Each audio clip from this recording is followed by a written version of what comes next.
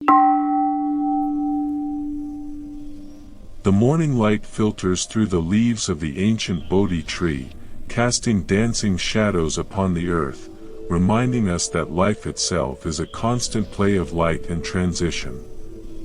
We often find ourselves rushing through the corridors of our own existence, chasing after shadows that we mistake for substance, believing that the more we accumulate, the safer and happier we will become. Yet, if we pause for just a moment and breathe with the rhythm of the wind, we might notice that the heaviest burdens we carry are often the things we refuse to let go of. There is a profound, quiet elegance in the act of simplification, a beauty that does not cry out for attention but instead radiates a steady, calming glow from within. When we look at the world today, it seems as though we are all participants in an endless race where the finish line keeps moving further away. We fill our rooms with objects and our minds with endless streams of information, yet the heart often remains strangely hollow, like a vessel that is full but never truly nourished. We have become experts at adding, multiplying, and expanding, but we have forgotten the sacred art of subtraction. To simplify is not to lose anything of value, it is instead the brave process of clearing away the dust so that the diamond of our true nature can finally catch the light. In the time when the awakened one walked among us, there was a young man named Sangamaji who understood this truth with a clarity that many of us still struggle to find. He had left behind a life of immense wealth and status to seek the path of inner peace. One day, while he was sitting in deep meditation under a tree, his former wife approached him, carrying their young child. She pleaded with him to return to the comforts of their home, to the gold, the fine silks, and the security of his old life. She even placed the crying child on the ground before him, hoping the pull of worldly attachment would break his resolve. Sangamaji remained as still as a mountain, his eyes closed, his heart anchored in a stillness that the world could neither give nor take away. He did not look at the child with coldness, nor did he look at his wife with anger. He simply realized that the tangled web of possessions and expectations was a cage he no longer wished to inhabit. When the woman finally realized that her husband was no longer bound by the strings of material desire, she took the child and left. The awakened one, observing this from a distance, remarked that a person who is truly free does not lean toward what is behind nor crave what is ahead. This freedom is the very essence of a simple life. It is interesting how we often equate simplicity with poverty or lack, when in reality, it is the highest form of abundance. When we have fewer things to guard, fewer reputations to uphold, and fewer desires to satisfy, we suddenly find that we have an immense amount of time and energy to actually live. We spend so much of our energy maintaining the extras in our lives that we have very little left for the essentials like kindness, presence, and joy. Imagine a traveler trying to cross a vast mountain range while carrying 3 heavy suitcases in each hand. They would be so focused on the weight and the struggle that they would completely miss the majestic sunrise or the scent of the wild pines. Modern life often feels like that mountain climb with too many suitcases. We think we need the latest gadget, the perfect house, or the approval of people we barely know to feel complete. But completeness is not something that can be manufactured or bought. It is already there, buried under the noise. There is a story of a wandering seeker who once came across a small hut where an elderly monk lived. The hut was almost empty, containing only a straw mat and a single bowl. The seeker, who was used to the luxuries of the city, asked where all the furniture was. The monk smiled gently and asked the seeker the same question. The seeker replied that he was only a visitor, just passing through. The monk nodded and said that he, too, was just a visitor in this world, passing through. This perspective changes everything. If we view ourselves as temporary guests on this beautiful planet, our relationship with stuff begins to shift. We realize that we cannot truly own anything. We are merely borrowing these things for a short while. When we hold on to things too tightly, our hands become cramped and we lose the ability to receive the gifts that each new moment offers. Simplicity is the practice of keeping our hands open. It is the realization that a single flower in a glass of water can bring as much wonder as a vast garden, provided we have the eyes to truly see it. The beauty of a simple life is also found in the way we speak and the way we think. Our minds are often like crowded marketplaces, filled with the loud shouting of worries, plans, and judgments. We think that by thinking more, we will solve our problems, but often we just create more complexity. A simple mind is one that is not cluttered with the unnecessary. It is a mind that can stay with one thing at a time. When we eat, we just eat. When we listen to a friend, we just listen. We don't have to be 5 steps ahead or 3 steps behind.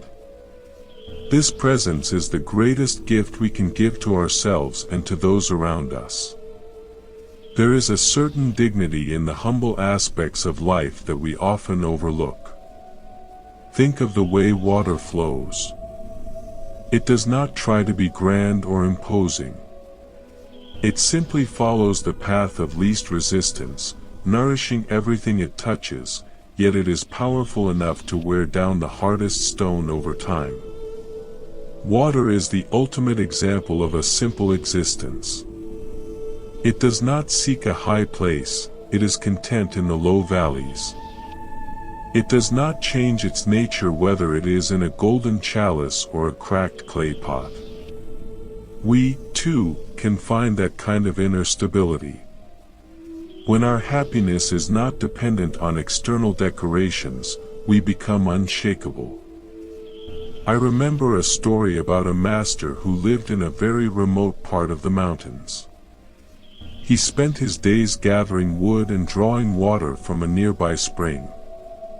A scholar once traveled a great distance to visit him, expecting to hear complex theories and deep metaphysical explanations. When the scholar arrived and saw the master performing these mundane tasks, he was disappointed. He asked when the master would begin teaching the profound truths. The master just smiled and continued to pour the water. He said that the truth was in the weight of the wood and the coolness of the spring. There was nothing else to explain. We often look for the meaning of life in big events or grand achievements, but the meaning is usually hiding in the small, quiet corners. It is in the way the steam rises from a cup of tea, the sound of the rain on the roof, or the feeling of the earth beneath our feet. When we simplify our lives, these small things start to speak to us again. They remind us that we are part of a much larger, beautiful tapestry. We don't need to be the center of the world to be significant. Just being a part of it is enough. Consider the lotus flower, which is so often used to symbolize the path of the heart. It grows in the mud, in the messy and complicated parts of the pond. Yet, when it blooms, it is pristine and simple. It does not carry the mud with it. It uses the nutrients from the depths to create something of pure beauty. Our lives are often like that pond. We cannot always control the mud of our circumstances, the challenges at work, or the conflicts in society. But we can choose not to let that mud cling to our souls. We can choose to bloom with simplicity, rising above the complications with a heart that remains light and unburdened. Living simply also means being honest with ourselves about what we truly need versus what we want. Needs are usually very basic: food, shelter, clothing, and love. Wants, on the other hand, are infinite. The more we feed a want, the hungrier it gets. It is like trying to quench thirst by drinking salt water. The path of simplicity teaches us to distinguish between the two. It encourages us to find contentment in enough. When we know what is enough, we are the richest people on earth. There is a story from the time of the disciples where a man was so attached to his beautiful robe that he could think of nothing else. Even when he was near death, his mind was on the silk. He could not see the vast horizon of peace waiting for him because his vision was blocked by a piece of fabric. How many robes are we holding on to right now? They might not be physical garments. They might be old grudges, or a certain image of ourselves that we feel we must maintain at all costs. We might be clinging to the need to always be right, or the need to be seen as successful by everyone else. These are all forms of complexity that weigh us down. When we start to drop these invisible weights, we feel a sudden lightness in our step. We find that we can breathe more deeply. We start to notice the colors of the sunset or the laughter of a child in a way we never did before. The simplicity we speak of is not a destination we reach, but a way of traveling. It is a daily practice of checking in with ourselves and asking if what we are doing or chasing is truly bringing us peace. It is about choosing quality over quantity in everything: our possessions, our relationships, and our thoughts. It is better to have one true friend than 1,000 acquaintances. It is better to have one meaningful conversation than a day full of gossip. It is better to have one moment of genuine presence than a lifetime of distracted living. In the forest monasteries of old, the practitioners lived with almost nothing. They had their robes, their bowl, and the vast cathedral of the woods. You might think they were deprived, but if you saw their faces, you would see a joy that is rarely found in the busiest cities. This joy comes from the lack of friction. When there is nothing to hide, nothing to prove, and nothing to lose, the soul can finally dance. They found that the more they let go, the more they had. They had the whole sky, the whole moon, and the entire silence of the night. We don't have to move to a forest to experience this. We can start right where we are, in the middle of our busy lives. We can start by clearing one corner of a room, or 1 hour of our day, and dedicating it to just being. We can practice saying no to the things that drain us and yes to the things that nourish our spirit. We can choose to walk a little slower, to speak a little softer, and to love a little more deeply. These small shifts are the seeds of a simple life. And as these seeds grow, they transform our entire world into a place of serenity and grace. The beauty of it is that simplicity is contagious. When people see someone who is content with little, who is not caught up in the frantic energy of the world, they feel a sense of relief. Your peace becomes a sanctuary for others. You don't even have to say a word. Just your presence, your uncomplicated way of being, reminds them that they also have the choice to slow down. It is like a cool breeze on a hot summer day. Everyone wants to stand in it for a while. In the ancient records, there is a mention of a person who was so simple and humble that people often overlooked them. This person didn't have any grand titles or many possessions. They spent their time helping others in very small ways, like moving a stone off a path so someone wouldn't trip, or sharing their simple meal with a stray animal. People wondered what the secret to their constant smile was. One day, someone finally asked. The person replied that they simply didn't have anything to worry about losing, and they didn't have anything they were desperate to get. They were just happy to be here, part of the flow of life. This is the ultimate freedom. To be happy just to be here. Not because the conditions are perfect, but because we have stopped demanding that they be anything other than what they are. We have stopped adding our own layers of drama and expectation to the present moment. We have stripped away the extras and found that the core of life is actually very sweet. It is a sweetness that is always available, like the fragrance of a flower that blooms even if no one is there to smell it.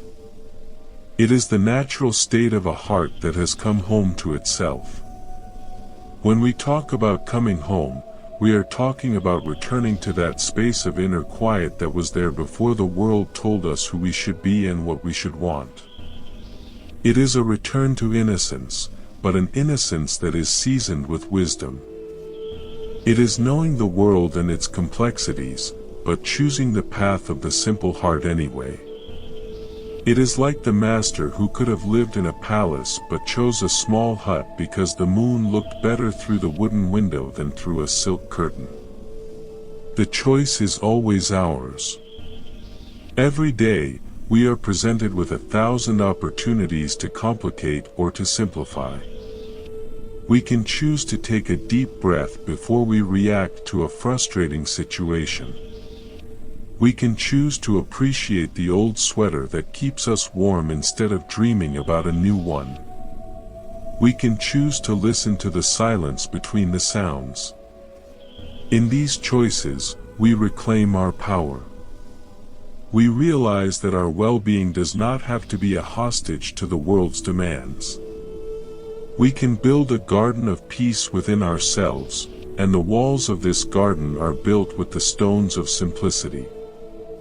As we continue to walk this path together, let us remember that the journey of 1,000 miles begins with a single step, and that step is usually a very simple one. It doesn't have to be a grand gesture. It can be as small as clearing your desk, or as profound as forgiving yourself for a past mistake. Each act of simplifying is a declaration of independence. It is saying that you are enough, just as you are, and that life is enough, just as it is. This realization is the true gold, the real treasure that no thief can steal and no time can wither. It is a beauty that only grows deeper and more luminous as the years pass. Imagine a life where you wake up and your first thought is not a list of what you lack, but a feeling of gratitude for the air in your lungs. Imagine a day where you are not constantly checking a screen, but instead looking into the eyes of the people you meet. Imagine an evening where you can sit in the dark and feel perfectly at peace, without needing any entertainment or distraction. This is not a dream of a distant paradise, it is a possibility that exists right now, in this very breath. All it requires is the willingness to let go of the more, so that we can finally experience the all. The ancient ones knew that the mind is like a lake. When the water is turbulent and filled with debris, you cannot see the bottom. But when the water is still and clear, everything is revealed. Simplicity is the process of letting the silt settle. We don't have to do anything to the water, we just have to stop stirring it. We just have to stop adding more mud. In that stillness, we see the reflections of the stars and the depth of our own being. We see that everything we were looking for on the outside was already resting at the bottom of the lake, waiting for us to be quiet enough to notice it. There was once a traveler who was searching for the most beautiful thing in the world. He traveled through kingdoms, looked at vast treasures, and saw the most intricate works of art. But he always felt a sense of restlessness. Finally, he met an old man sitting by a stream. The old man was doing nothing but watching the water flow over the pebbles. The traveler asked him where the most beautiful thing was. The old man pointed to the stream and said that the beauty was not in the water itself, but in the way it didn't try to be anything but water. The traveler sat down, and for the first time in years, his heart was at rest. He realized that beauty is found when the struggle ends. The struggle to be someone else, to be somewhere else, or to have something else is what creates the ugliness and tension in our lives. When we drop the struggle, the natural beauty of existence rushes in to fill the space. It is a beauty that is simple, direct, and incredibly profound. It is the beauty of a life lived in harmony with the way things are. It is the peace of the kind roots that grow deep into the earth, steady and sure, supporting the branches as they reach for the sky without ever losing their connection to the source. When we find this connection, we realize that we are never truly alone. The simplicity of our existence connects us to the simplicity of all things. The same energy that moves the planets moves through us. The same silence that holds the stars holds our own hearts. In this realization, there is no room for fear or loneliness. There is only a vast, quiet belonging. We are part of the simple, magnificent mystery of being alive, and that is more than enough. It is everything. As the sun climbs higher in the sky, let us carry this sense of lightness with us. Let us look at our homes, our schedules, and our hearts with fresh eyes, looking for what can be released. Not with a sense of duty, but with a sense of excitement, like someone uncovering a hidden path. Each thing we let go of is a gift we give to our future selves. Each moment of simplicity is a step toward a life that is not just lived, but truly cherished. The world will always try to tell us that we need more, but our own hearts know the truth. They know that the most beautiful things in life aren't things at all. They are the moments of stillness, the acts of kindness, and the quiet joy of being. Think about the space inside a cup. Without that empty space, the cup would be useless. It is the emptiness that makes it valuable, allowing it to hold the water or the tea. Our lives are the same. If we are too full of ourselves, our possessions, and our plans, there is no room for anything new or sacred to enter. Simplicity is about creating that inner space. It is about being the cup that is ready to be filled by the grace of the present moment. It is about realizing that sometimes, the most productive thing we can do is to do nothing, and the most important thing we can have is nothing that can be held in our hands. There is a quiet strength in a person who lives simply. They are not easily swayed by the winds of fashion or the storms of social opinion. They have a center that is grounded in the essential. This makes them incredibly resilient. Like a bamboo tree that bends in the wind but does not break, they can navigate the ups and downs of life with a graceful flexibility. They know that no matter what happens on the surface, the deep roots of their simple contentment will keep them standing. They don't need the world to be perfect to be at peace, because their peace comes from a source that is much deeper than the world. I often think of the way a child plays with a simple cardboard box.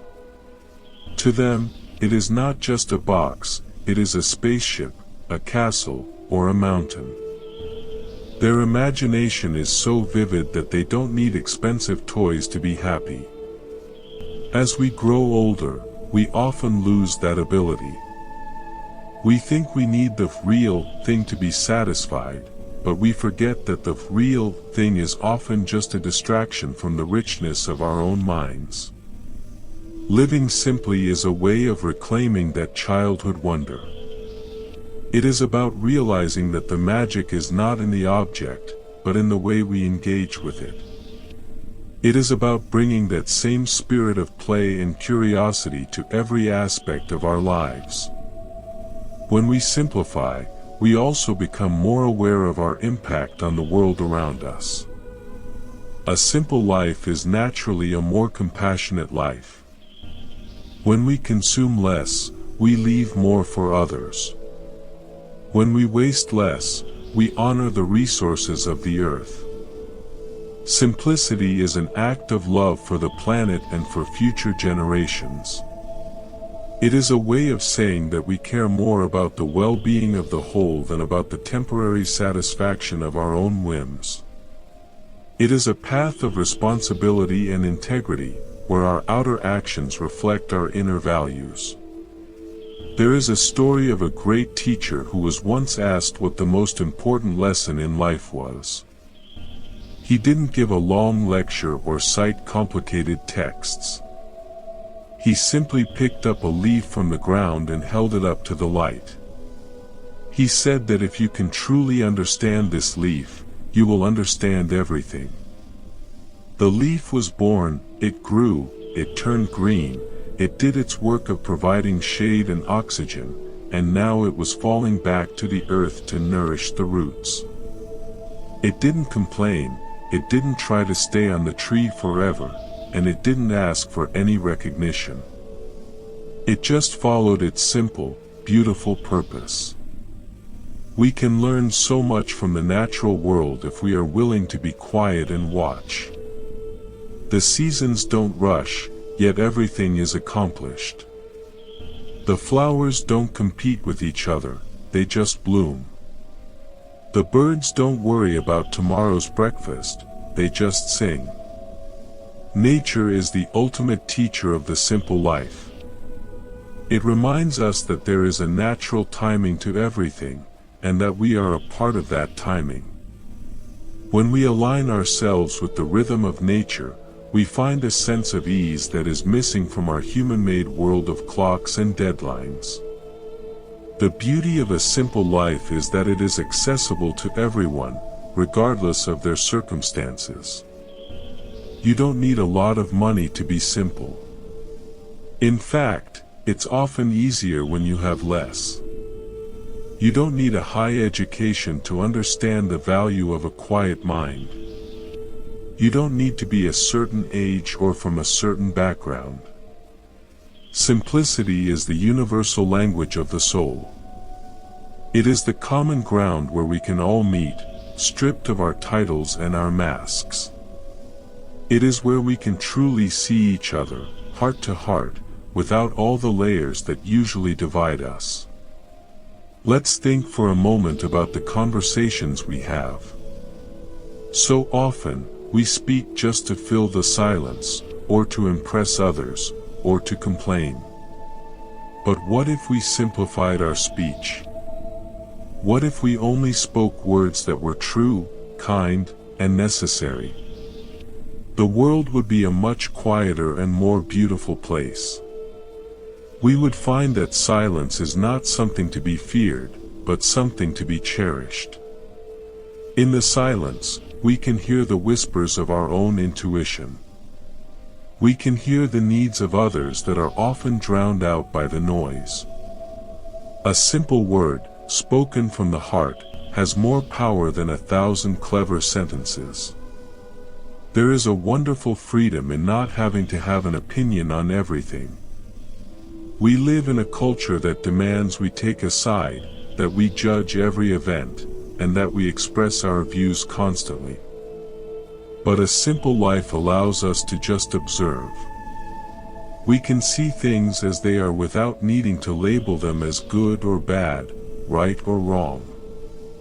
We can let the world be as it is, and in doing so, we find a peace that surpasses understanding. This is not about being indifferent, it is about being so deeply connected that we don't need to judge. We understand that everything has its place in the great dance of life. I once heard of a woman who decided to live for a whole year without buying anything new, except for food and basic necessities. At first, she found it very difficult. She realized how much of her identity was tied to shopping and acquiring things. But as the months went by, something amazing happened. She started to appreciate everything she already had. She repaired her old clothes, she cooked simple meals from scratch, and she spent her free time walking in the park or reading books from the library. She said it was the happiest year of her life. She felt a sense of freedom and self-reliance that she had never known before. She realized that she didn't need the latest trends to be a whole and vibrant person. This kind of experiment reminds us that our habits are not our destiny. We can change the way we live. We can choose to step out of the cycle of constant wanting. It might feel strange at first, like wearing a new pair of shoes, but soon it becomes natural. We start to crave the simplicity. We start to look forward to the moments of quiet. We find that the less we have, the more we are. This is the great paradox of the simple life. It is the secret that the sages have been telling us for thousands of years, but it is a secret that we must each discover for ourselves. In the stories of the Buddha's life, we see him moving from the extreme of luxury in the palace to the extreme of asceticism in the forest. He eventually found that neither path led to true peace. He discovered the middle way, which is essentially the path of simplicity. It is having enough to maintain the body and the mind in health, but not so much that you become a slave to your possessions.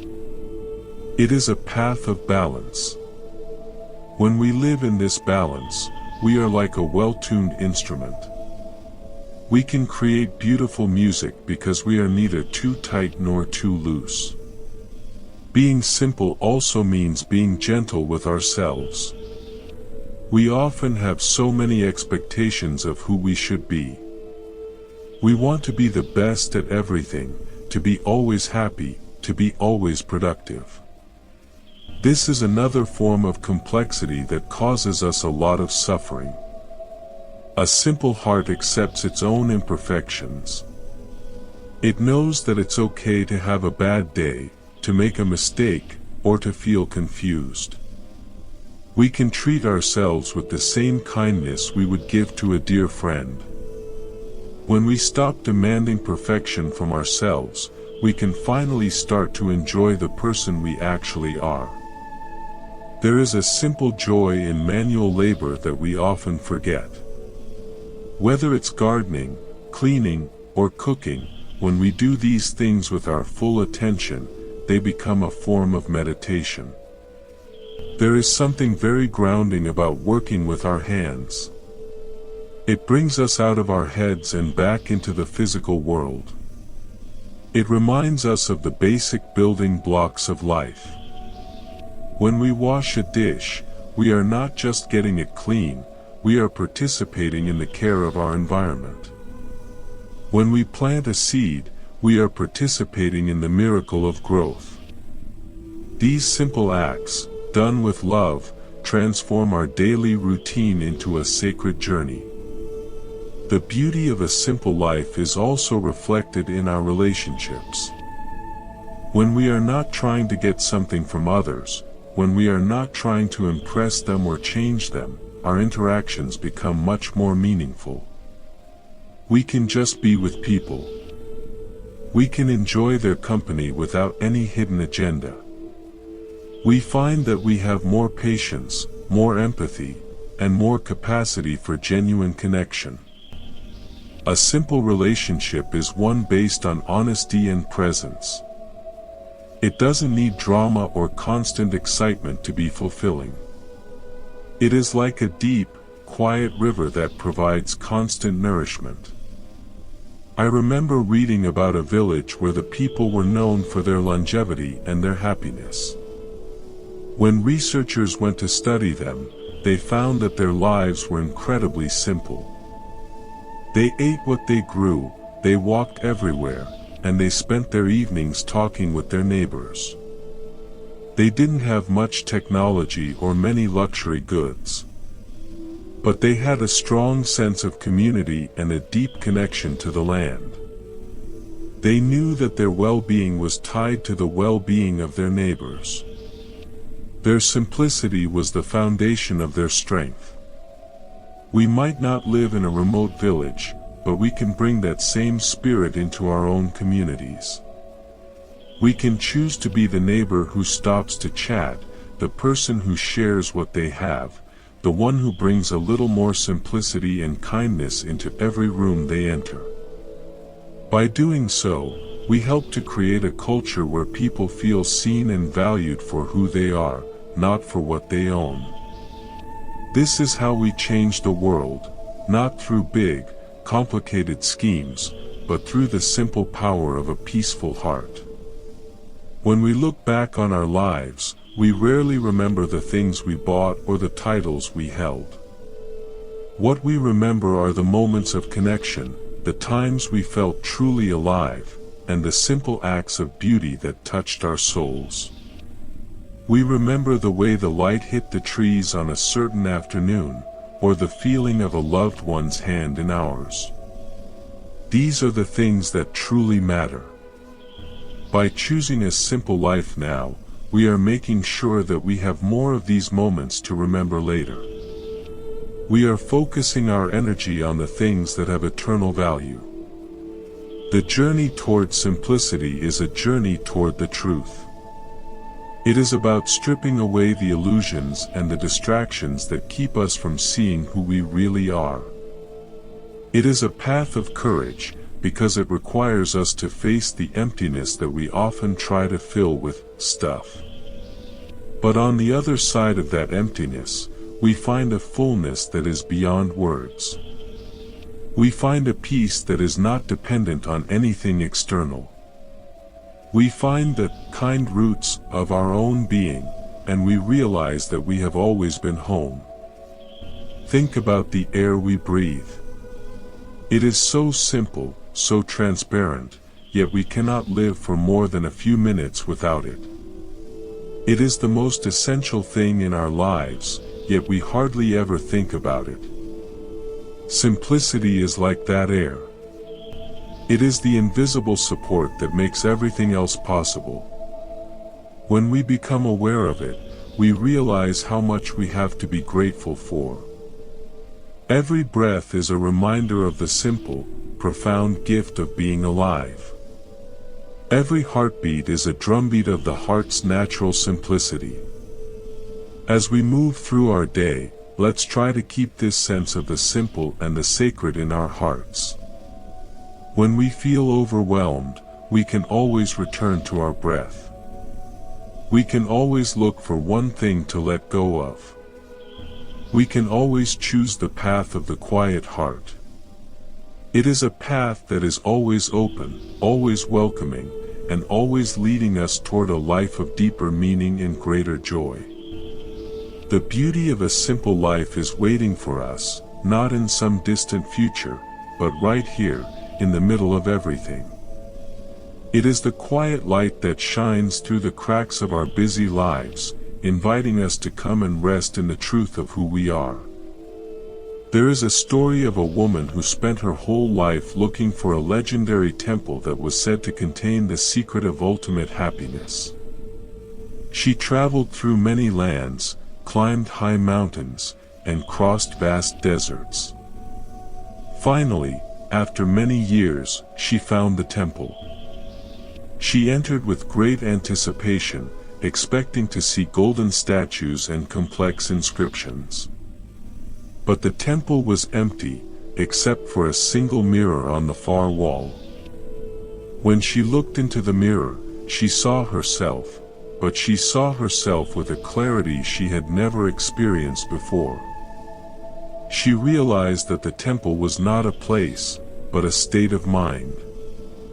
The secret of happiness was not something to be found, but something to be lived.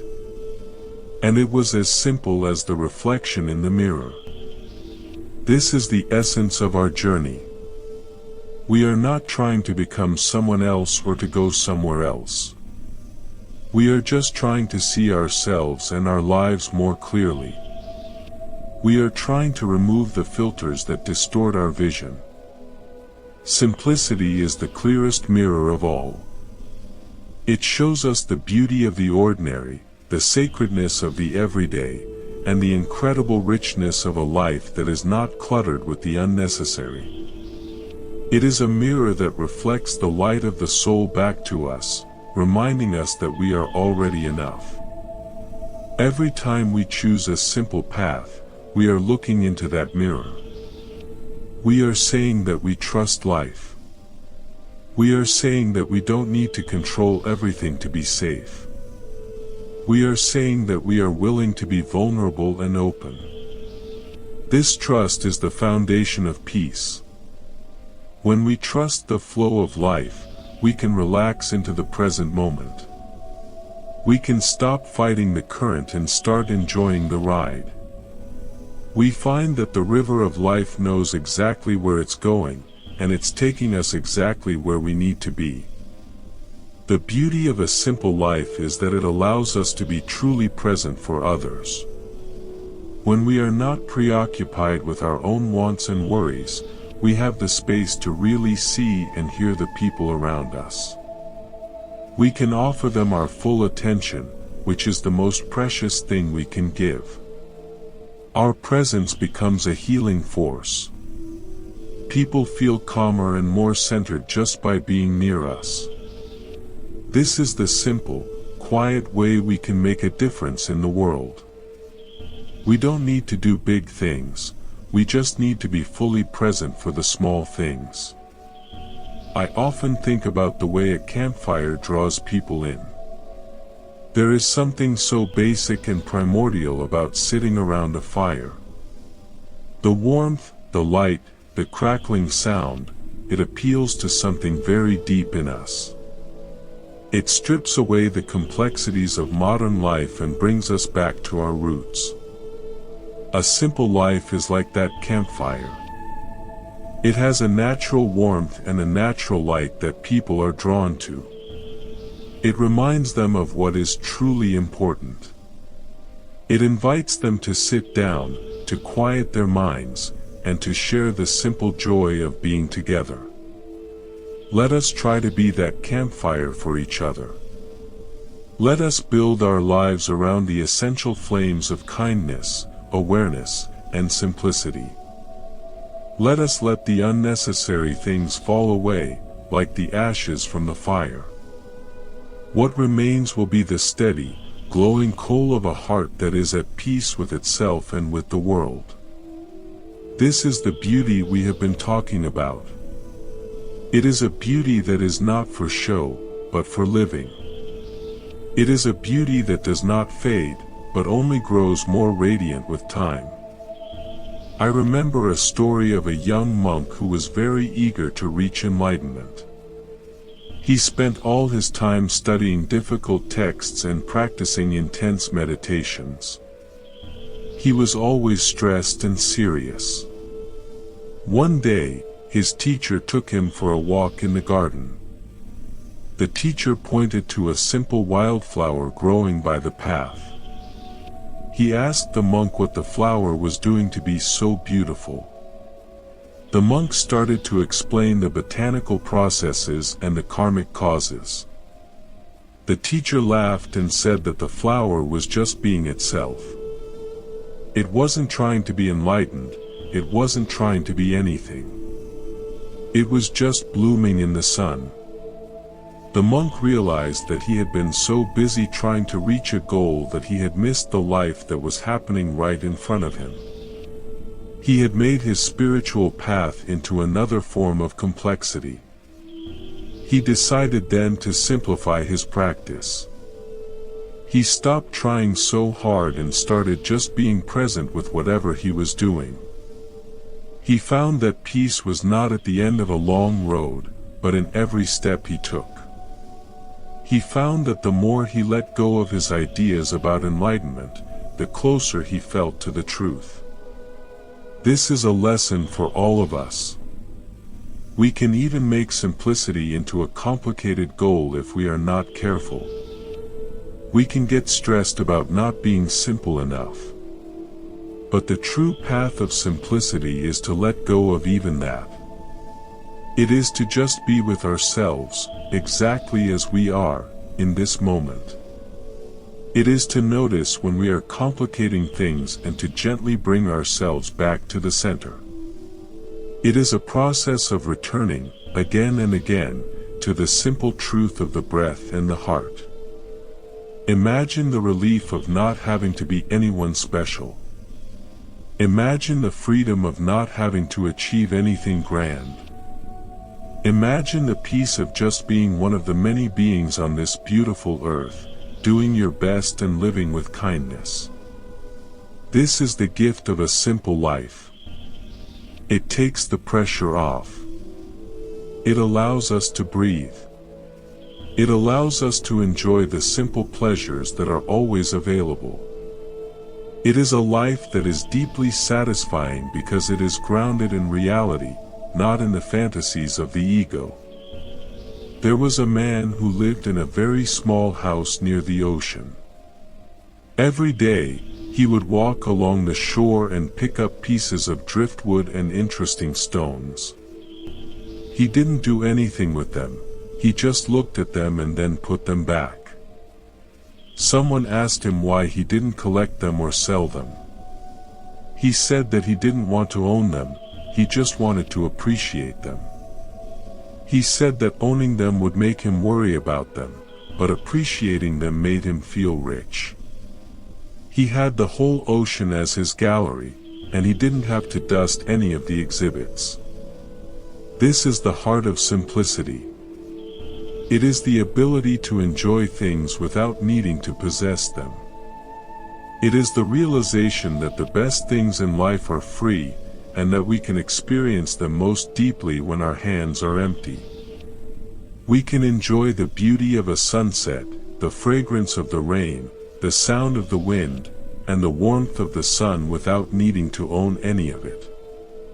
When we live this way, the whole world becomes our home, and every creature becomes our kin. We are no longer separate, trying to grab our little piece of the pie.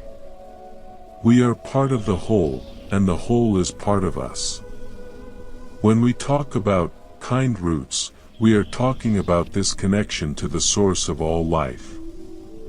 A simple life is a way of nurturing these roots.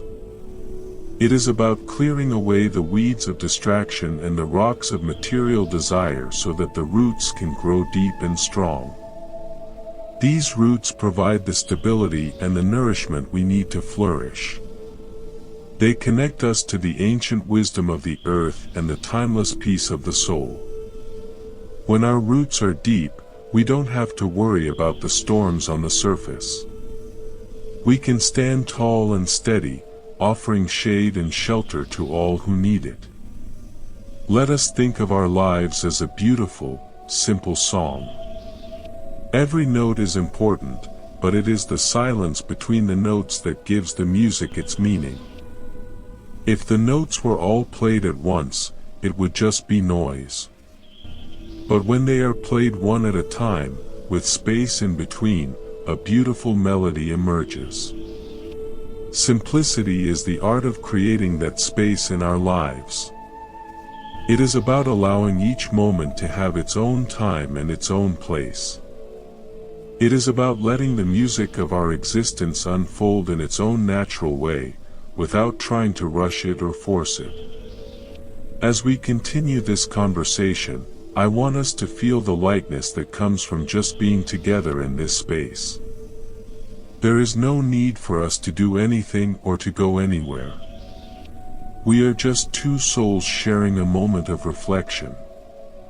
This is enough. This is everything.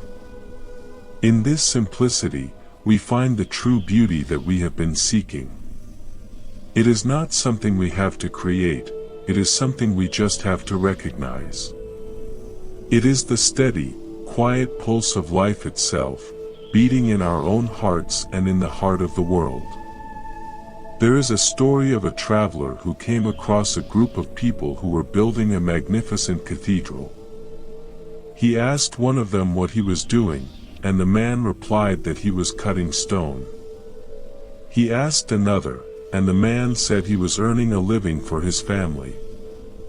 He asked a third, and the man's eyes lit up as he said he was building a house for the divine.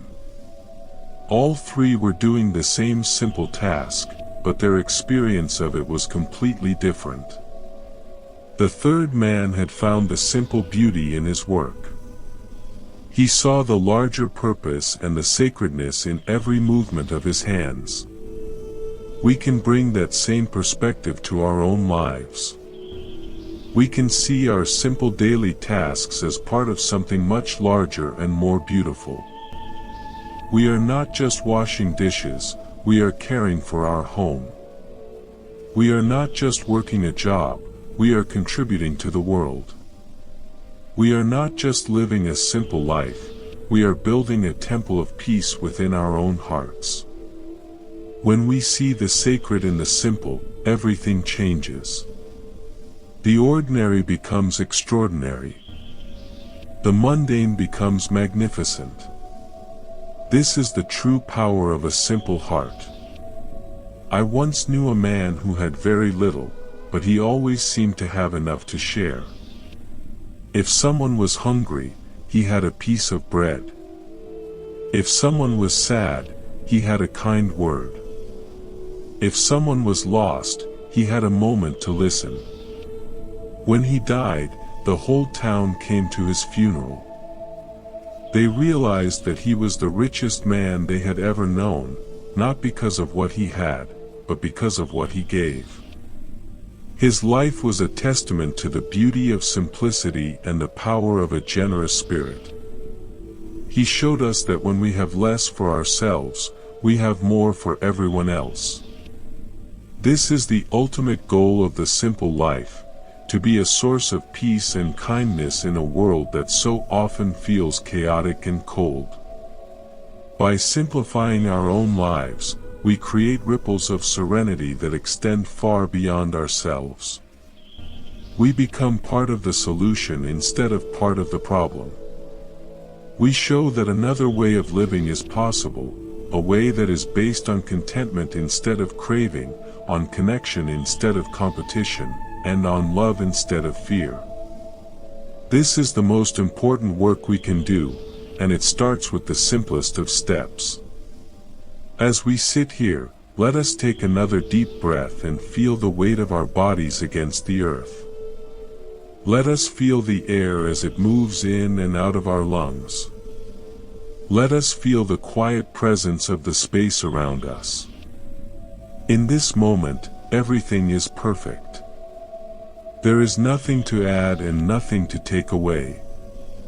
This is the simple truth of our existence. We are here, we are alive, and we are part of a vast and beautiful mystery. Let us carry this feeling of simplicity and peace with us as we move through our day, letting it guide our choices and nourish our souls. The path of the simple life is a lifelong journey, but it is one that is well worth taking. It is a path that leads back to the heart, back to the source, and back to the beauty of the present moment. It is a path that is always available to us, no matter where we are or what we are doing. All it requires is a willing heart and a gentle spirit. So let us walk this path together, with kindness in our steps and peace in our hearts, knowing that every step is a homecoming. I think of the way the moonlight reflects on a quiet lake. It doesn't try to change the water, and the water doesn't try to hold on to the light. They just exist together in a perfect, silent harmony. That is the kind of relationship we can have with our lives. We can let the beauty of each moment reflect in our souls, and then we can let it go, making room for the next light to appear.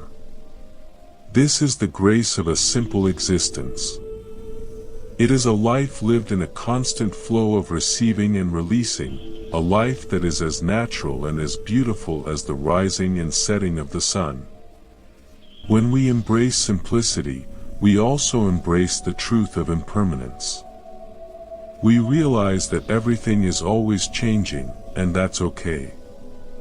We don't need to cling to the past or worry about the future. We can just be with what is happening right now. This presence is the ultimate form of simplicity. It is the realization that the only thing we ever really have is this moment, and that this moment is always enough. When we live this way, we are always home, no matter where we go. We are always at peace, no matter what happens on the surface. There is a story from the ancient texts about a person who was so content that even the kings and queens were jealous of their peace. They would visit this person and ask for the secret of their happiness. The person would always give the same answer: they just didn't want anything other than what they had. The kings and queens couldn't understand it. They thought happiness came from having more power, more land, and more wealth. But the simple person knew that those things only brought more worry and more complexity. True happiness came from the inside, from a heart that was satisfied with enough. Let us try to find that same satisfaction in our own lives. Let us look at all the blessings we have right now and realize how rich we truly are. We have the beauty of nature, the warmth of human connection, and the incredible gift of our own consciousness. These are the things that truly matter, and they are available to us every single day. When we focus on these essentials, the extras lose their power over us. We find that we don't need much to be happy, and in that realization, we find the greatest freedom of all. The beauty of a simple life is also found in the way it fosters creativity. When our minds are not cluttered with 1,000 distractions, we have the space for new ideas to emerge. We can see connections and possibilities that we were too busy to notice before. Simplicity is not about being boring, it's about being focused and clear. It's like a sculptor who removes the excess stone to reveal the masterpiece within. By removing the unnecessary parts of our lives, we allow our true, creative selves to shine through. We find that we have more energy for the things we are truly passionate about. Think about a piece of calligraphy. The beauty is not just in the black ink, but in the white space around it. Without the white space, the characters would be unreadable. Our lives are the same. We need the white space of simplicity to give meaning to our actions. We need the pauses, the silences, and the moments of doing nothing to balance the moments of doing. When we have that balance, our lives become a work of art. They have a rhythm and a grace that is both beautiful and inspiring. As we move forward, let us remember that simplicity is not a set of rules, but a state of the heart. It's not about how many things you own, but about how much those things own you. It's not about living in a certain kind of house or eating a certain kind of food. It's about the spirit in which you do those things. You can be a billionaire and live a simple life if your heart is not attached to your wealth. You can be a beggar and live a complex life if your mind is constantly filled with desire and envy. The location of the simple life is always within. Let's practice the art of letting be. When a thought arises, let it be. When a feeling arises, let it be. When a situation occurs, let it be. This doesn't mean being passive, it means acting from a place of clarity instead of reaction. When we let things be, we don't add our own layers of drama and expectation. We see things as they are, and we act accordingly. This is a much simpler and more effective way of living. It saves us an enormous amount of energy and prevents a lot of unnecessary suffering. I remember a time when I was feeling very overwhelmed with many responsibilities and tasks. I felt like I was being pulled in a dozen different directions at once. I sat down and made a list of everything that was bothering me. Then, I looked at the list and asked myself which of these things were truly essential. I realized that more than half of them were things I had taken on because I wanted to please others or because I felt I should do them. I decided to let those things go. It wasn't easy, and I was afraid I would let people down. But once I did it, I felt an incredible sense of relief. I had more energy for the things that really mattered, and I was actually more helpful to others because I wasn't so stressed. This is the power of conscious choice. We don't have to be victims of our schedules or our circumstances. We can choose to simplify.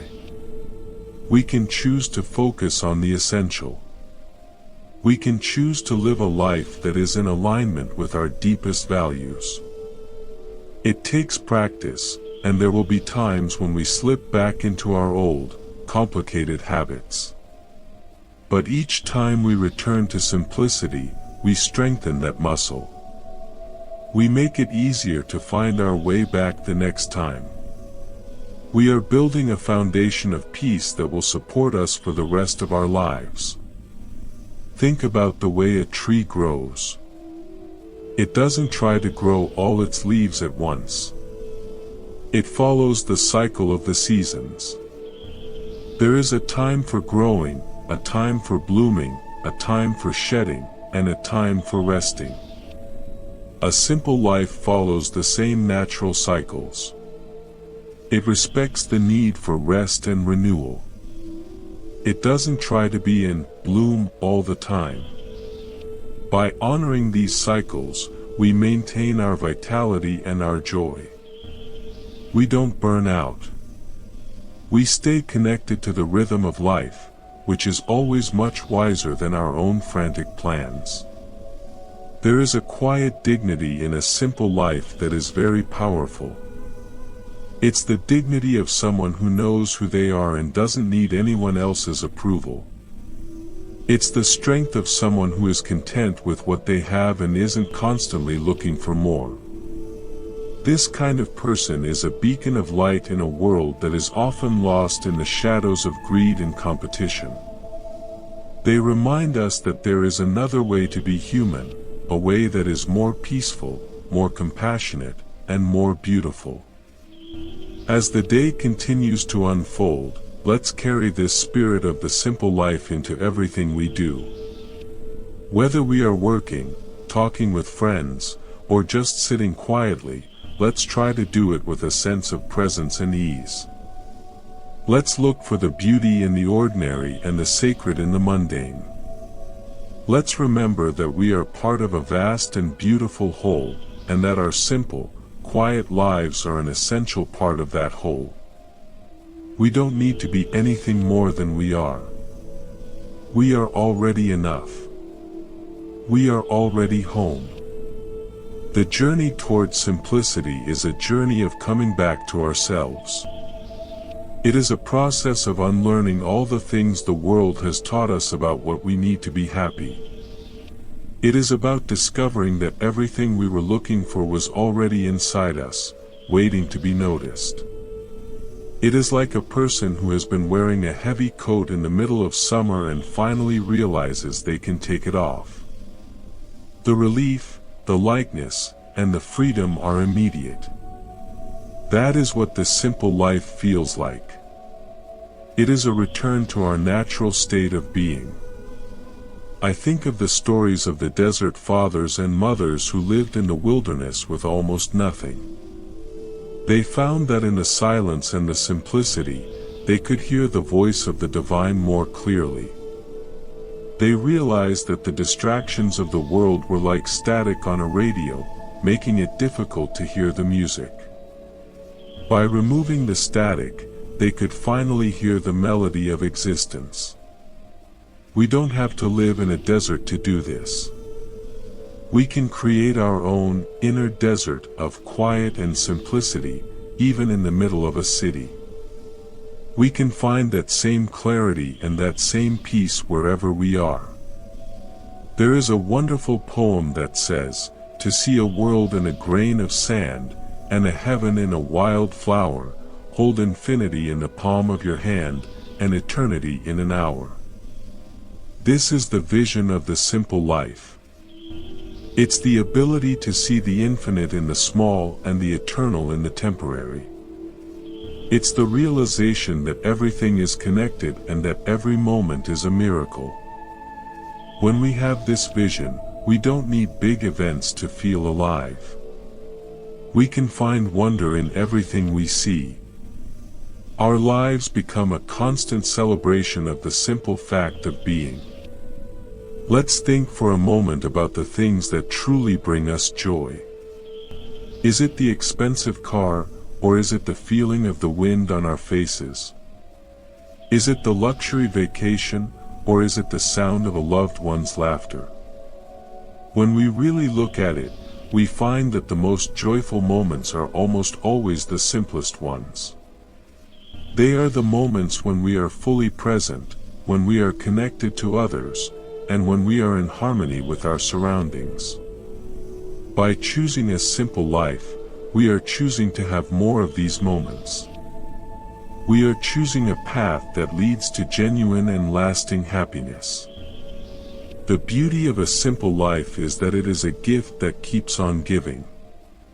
The more we simplify, the more we discover new layers of peace and joy. It is a path of endless discovery. We find that the world is much more beautiful and mysterious than we ever imagined. We find that we are much more capable and resilient than we ever thought. We find that life is not a problem to be solved, but a mystery to be lived. And the best way to live that mystery is with a simple heart and an open mind. As we bring this part of our conversation to a close, let us sit for a moment in the silence that we have created together. Feel the peace that is present in this space. This peace is not something we have created, it is something we have uncovered. It was always there, underneath the noise and the distractions. It is the peace of your own true nature. It is the beauty of your own simple life. Carry this peace with you as you go about your day. Let it be your anchor and your guide. And remember, no matter what happens, you can always return to this space. You can always return to the simple truth of who you are. The sun is shining through the window, and the world is waiting for us with all its simple wonders. Let us go out and meet it with a smile and a grateful heart. Let us be the kind roots that bring stability and peace to everyone we encounter. Let us live our lives with simplicity and grace, knowing that we are part of a beautiful and magnificent whole. Everything is exactly as it should be, and we are exactly where we need to be. In this realization, there is a deep and lasting peace. I remember a story of an old woman who lived in a small village. She was known for her incredible kindness and her constant smile. When people asked her how she stayed so happy despite having so little, she would just point to the sky and say that the sun shines on everyone, no matter who they are. She realized that the most important things in life are given to us freely, and that we all have access to the same source of joy. Her simplicity was not a lack of things, but an abundance of gratitude. She knew that she was rich because she had everything she needed, and she had a heart that was open to receiving it. Let us try to cultivate that same spirit of gratitude in our own lives. Let us notice the small miracles that happen every day. Let us appreciate the people who cross our path. Let us be thankful for the challenges that help us grow. When we live with gratitude, our lives naturally become simpler and more beautiful. We stop looking for what's missing and start seeing what's already there. We find that the world is much more generous than we thought, and that we have so much to be thankful for. The beauty of a simple life is that it is a life of integrity. When our inner world and our outer world are in alignment, we feel a sense of wholeness and peace. We are not trying to be one person at work and another person at home. We are not trying to hide our true selves behind a mask of success or possessions. We are just being who we are, simply and honestly. This integrity is the foundation of a life that is truly worth living. It gives us the strength to face any challenge and the grace to enjoy any joy. In the ancient times, there was a king who was very troubled by the many problems of his kingdom. He sought the advice of a wise man who lived in the mountains. The wise man told the king that the only way to find peace was to simplify his life. The king was confused. He said, "I am a king, how can I live a simple life?" The wise man replied that simplicity was not about the things he did, but about the heart with which he did them. He told the king to act with kindness, to speak with truth, and to judge with wisdom. He said that if the king did these simple things, his kingdom would be at peace. The king took the wise man's advice, and soon his kingdom began to change. People felt more secure and more valued. The problems that had seemed so complex started to resolve themselves. The king found that by focusing on the essential, he was able to be a much better ruler. He realized that simplicity was not a weakness, but a great strength. It gave him the clarity and the courage to do what was right. His life became a model for his people, and his kingdom became a place of peace and prosperity. This story reminds us that simplicity is a universal principle that can be applied to any situation. Whether we are a king or a commoner, a teacher or a student, a parent or a child, we can all benefit from the path of the simple life. It is a path that leads to a deeper understanding of ourselves and our world. It is a path that brings us closer to the truth and to the source of all peace. So let us continue on this journey together, with open hearts and a commitment to the beauty of the simple life. There is a quiet power in the act of simplifying. It is like the process of refining gold. You start with something that is mixed with many other things, and you slowly remove the impurities until you are left with the pure, precious metal. Our lives are the same. We start with many complications and distractions, and we slowly remove them until we are left with the pure essence of who we are. This essence is the most precious thing we have. It is our true wealth, our true beauty, and our true source of joy. As we walk this path, let's be patient with ourselves. Simplicity is not something that happens overnight. It's a gradual process of letting go and coming home. There will be days when we feel like we are making progress, and days when we feel like we are stuck.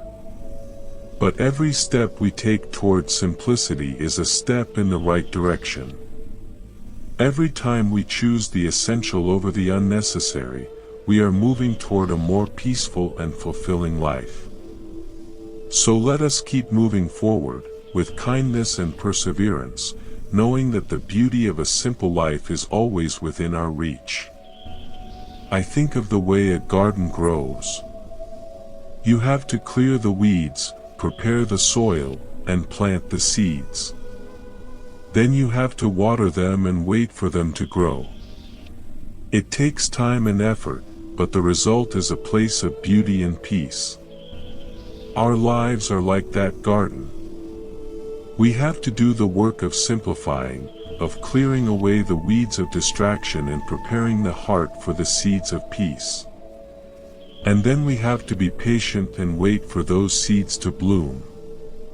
But when they do, our lives become a garden of beauty that nourishes us and everyone around us. The beauty of a simple life is that it is a life of freedom. Freedom from the need for more, freedom from the fear of loss, and freedom from the pressure to be someone we are not. This freedom is the greatest gift we can give to ourselves. It allows us to live with a sense of lightness and joy that is truly amazing. It allows us to be fully present for our lives and for the people we love. It is a freedom that is not dependent on anything external, but is found in the simple truth of our own being. So let's embrace this freedom. Let's choose the path of the simple life. Let's let go of the unnecessary and focus on the essential. Let's live with kindness, awareness, and gratitude. And let's find the beauty that is waiting for us in every simple moment. The journey is always beginning, and the destination is always right here. Everything we need is already inside us. All we have to do is be quiet enough to hear it, and simple enough to live it. In the forest, there is a particular kind of peace that comes from the silence of the trees. They don't have to say anything to be powerful. They just stand there, rooted in the earth and reaching for the sky. They are the ultimate example of a simple and profound existence. Let us try to be like those trees. Let us be rooted in our own truth and reach for the highest possibilities of our souls. Let us be simple and steady, offering our presence as a gift to the world. In doing so, we find the true beauty of a simple life, a beauty that is as timeless and as magnificent as the forest itself. As we end this part of our journey, I want to leave you with a final thought. Simplicity is not about having less, it's about being more. It's about letting your true self shine through the complications of life. It's about finding the extraordinary in the ordinary. It's about living with a heart that is full and a mind that is clear. This is the beauty of a simple life, and it is a beauty that belongs to you. So go out into the world and live your simple, beautiful life. And remember, the light of the soul is always there, shining in the simple truth of who you are. The river of life continues its patient journey, and we find that the more we simplify our inner landscape, the more we notice the subtle wonders that once escaped our hurried gaze. It is much like walking through a mist. At first, everything is obscured and heavy, but as the air clears, the sharp peaks of the mountains and the delicate patterns of the frost on the grass become visible in their quiet glory. There is a deep, resonant joy in this clarity, a feeling of finally being awake to the reality that surrounds us. We begin to understand that peace is not a destination we arrive at after solving all our problems, but a companion we invite along by choosing to leave behind the unnecessary baggage of our expectations. In the old chronicles of the seekers who wandered the foothills of the Himalayas, there is a story of a woman who was known for her immense wisdom despite never having read a single scroll. People would travel from far villages to ask her how she could remain so calm even when the mountain storms destroyed her simple crops. She would smile and say that the storm has its path and the seed has its own, and both are needed for the world to breathe. She did not try to manage the wind or bargain with the rain. Her power came from her total lack of resistance. She was simple because she did not divide the world into things she liked and things she hated. She accepted the whole cloth of existence, the dark threads as well as the bright ones. This acceptance is the foundation of a truly minimalist spirit. We often think of minimalism as a way to control our environment, but the highest form of it is actually a way of letting go of control. When we stop trying to force life to fit into our narrow definitions of how things should be, we find ourselves in a state of flow. We become like a piece of driftwood in the ocean, perfectly buoyant, perfectly at ease with the rising and falling of the tide. This does not mean we are passive or indifferent. It means we are profoundly engaged with the present without the friction of wanting it to be different. There is a quiet music in the mundane tasks we once viewed as chores. When we simplify our focus, the act of sweeping a floor becomes a rhythmic dance of mindfulness. Each stroke of the broom is a cleansing of the mind as much as the room. There is no next moment to get to, no finished state that is more important than the doing state. In the days of the early Sangha, there was a man named Chunda who was not particularly clever or learned in the complex philosophies of the day. He struggled to remember the long verses and the intricate teachings. Yet, he attained a peace so profound that it left the great scholars in awe. His secret was simple. He focused entirely on the purity of his heart while he performed his daily work. He found that the divine was not hidden in a book, but in the sincerity of a single, focused action. We often fragment our lives into important work and unimportant tasks, which creates a constant tension within us. We rush through the unimportant to get to what we think matters, but in doing so, we miss half of our lives. A simple life heals this fragmentation. It teaches us that every breath is important, every word has weight, and every interaction is a sacred exchange. When we give our full presence to the person standing in front of us, or to the meal we are preparing, we are living a life of true abundance. We are no longer scattering our soul across 1,000 different worries. We are here, whole and undivided. Consider the silence of a forest after a fresh snowfall. The world is reduced to its essential shapes and colors. The noise of the city, the demands of the ego, and the weight of the past seem to vanish into that white stillness. This is the silence we can cultivate within ourselves. It is not an empty silence, but a fertile one, filled with the potential for true understanding. In this space, we can hear the quiet voice of our own intuition, the one that is usually drowned out by the loud shouting of our desires. We realize that most of the things we were so worried about are just passing clouds, and that the blue sky of our true nature remains untouched. I remember a story of a traveler who arrived at a remote monastery and was surprised to find that the monks spent a large part of their day just sitting and watching the birds or the movement of the clouds. The traveler, who was used to the productivity of the city, asked if they weren't wasting their time. The eldest monk replied that the birds and the clouds were the best teachers of the Dharma because they never tried to be anything other than what they were. They were perfectly simple, perfectly itself. The monk explained that the greatest waste of time is trying to build a self that is bigger, better, or more important than the reality of who we are. This tendency to build and defend a self is the source of almost all our complexity. We want to be seen as successful, smart, or holy. We spend a vast amount of energy maintaining these costumes, fearing that if we take them off, we will be nothing. But in the path of simplicity, we discover that this nothing is actually everything.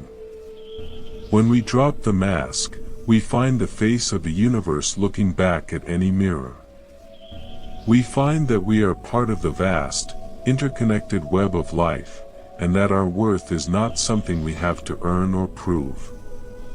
It is inherent in our very existence. When we live with this realization, our relationship with time changes. We are no longer driven by the hurry sickness that plagues the modern world.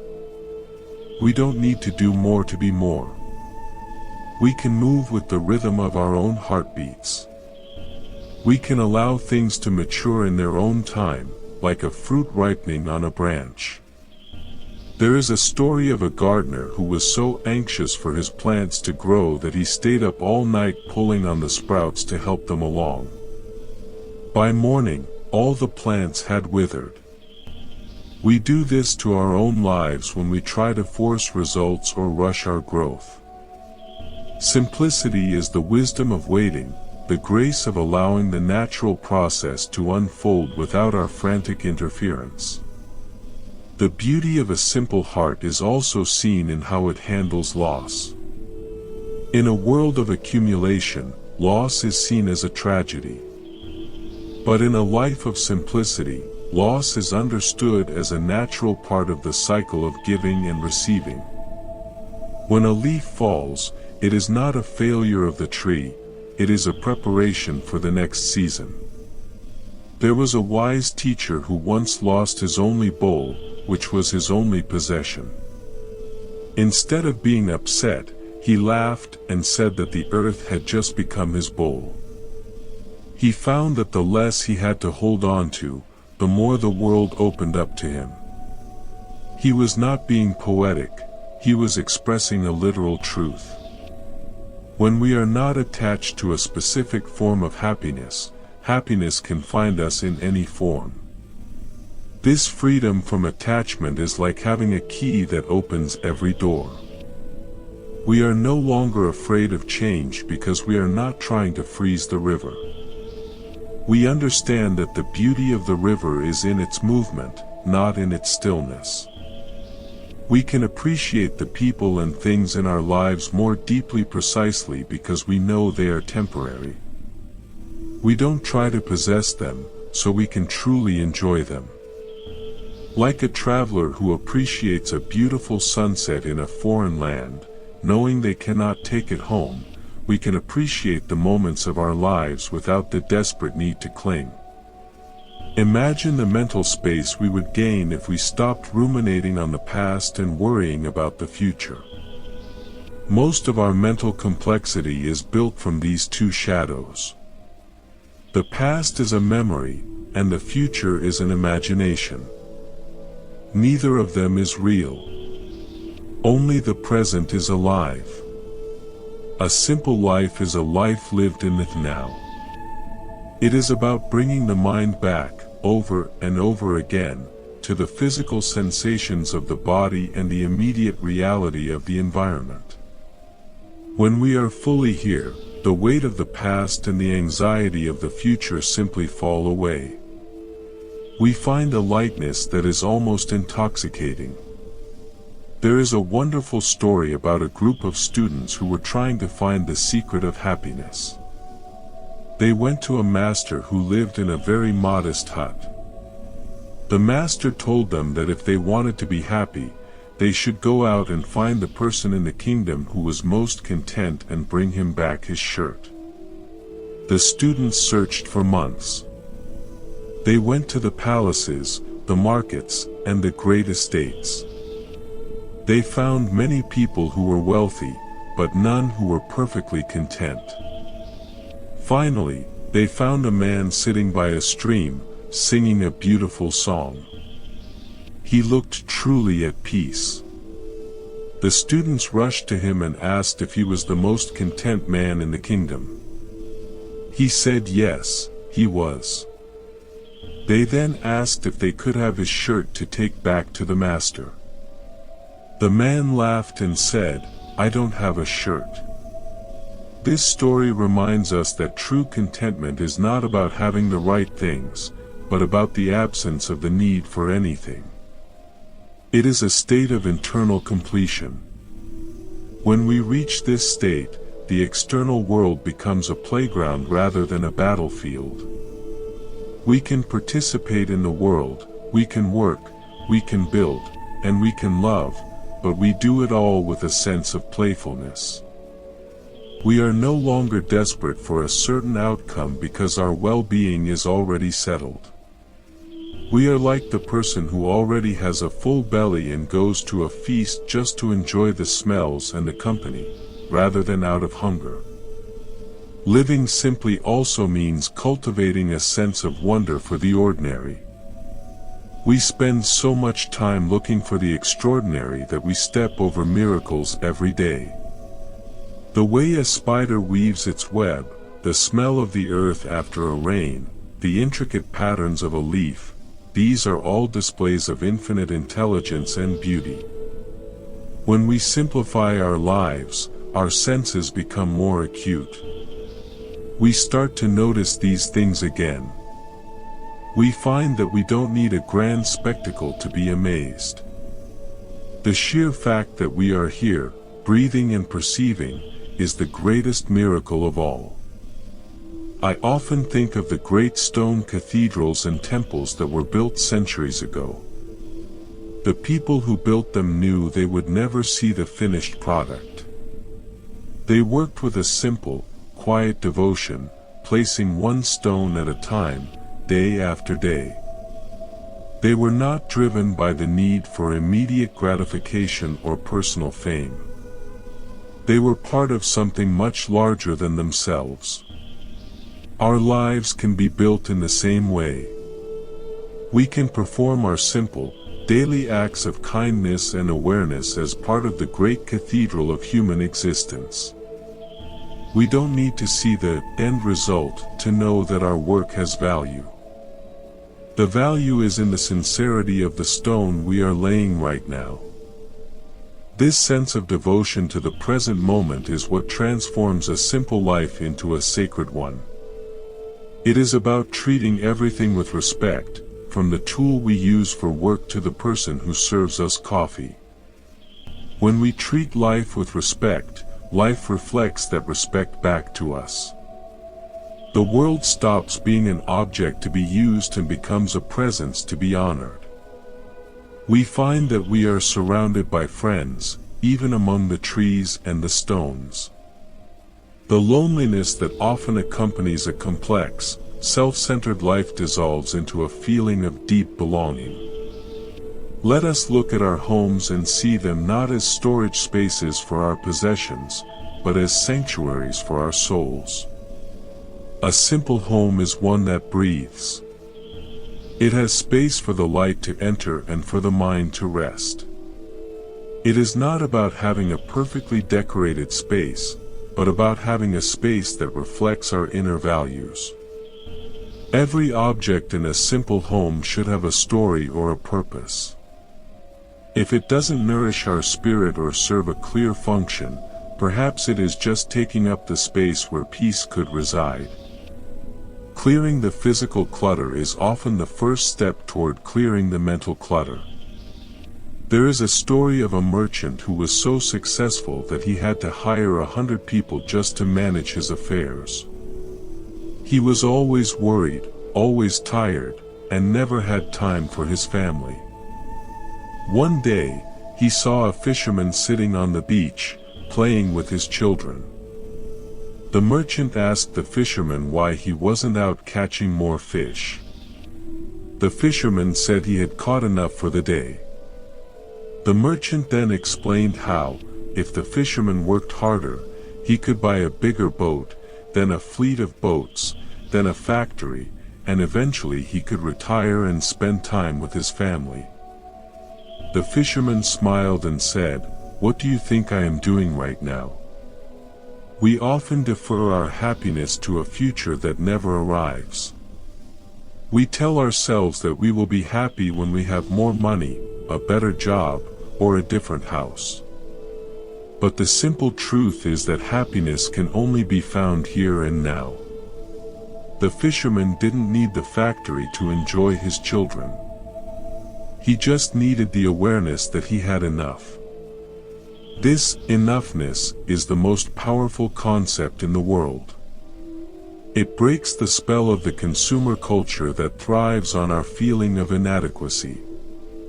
When we know we are enough, we are free from the endless cycle of chasing. As we walk through our neighborhoods, let us try to see the beauty in the diversity of life. The old man sitting on his porch, the children playing in the street, the trees swaying in the breeze, all of these are expressions of the same vital energy. In a simple life, we don't need to judge or categorize everyone we see. We can just appreciate them as they are. This non-judgmental awareness is a great gift we can give to the world. It creates an atmosphere of peace and acceptance that others can feel. It is a quiet way of being a light in the world. Think about the way the light changes throughout the day. The soft glow of dawn, the bright clarity of noon, the golden warmth of late afternoon, and the deep blue of twilight. Each phase has its own beauty, and none of them tries to be another. A simple life is one that moves in harmony with these natural transitions. We can learn to appreciate the different seasons of our own lives, the energy of youth, the productivity of middle age, and the reflective wisdom of our later years. Each stage is a necessary part of the whole, and each has its own unique gifts. There is a great sense of relief in letting go of the need to be informed about everything. We are bombarded with news and information that often serves only to increase our anxiety and our sense of division. A simple life involves being selective about what we allow into our mental space. We can choose to focus on the things that are close to us, the things we can actually affect with our kindness and our actions.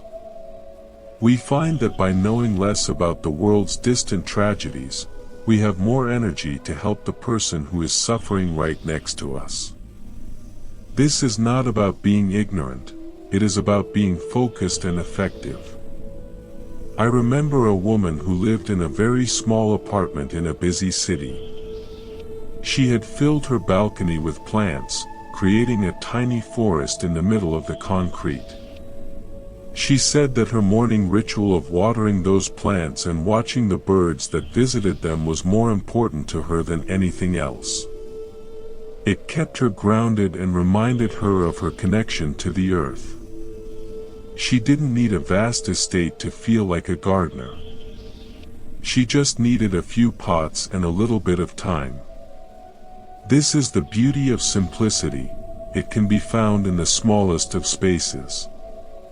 When we talk about the kind roots of our existence, we are talking about the qualities that make life truly worth living, qualities like patience, humility, and compassion.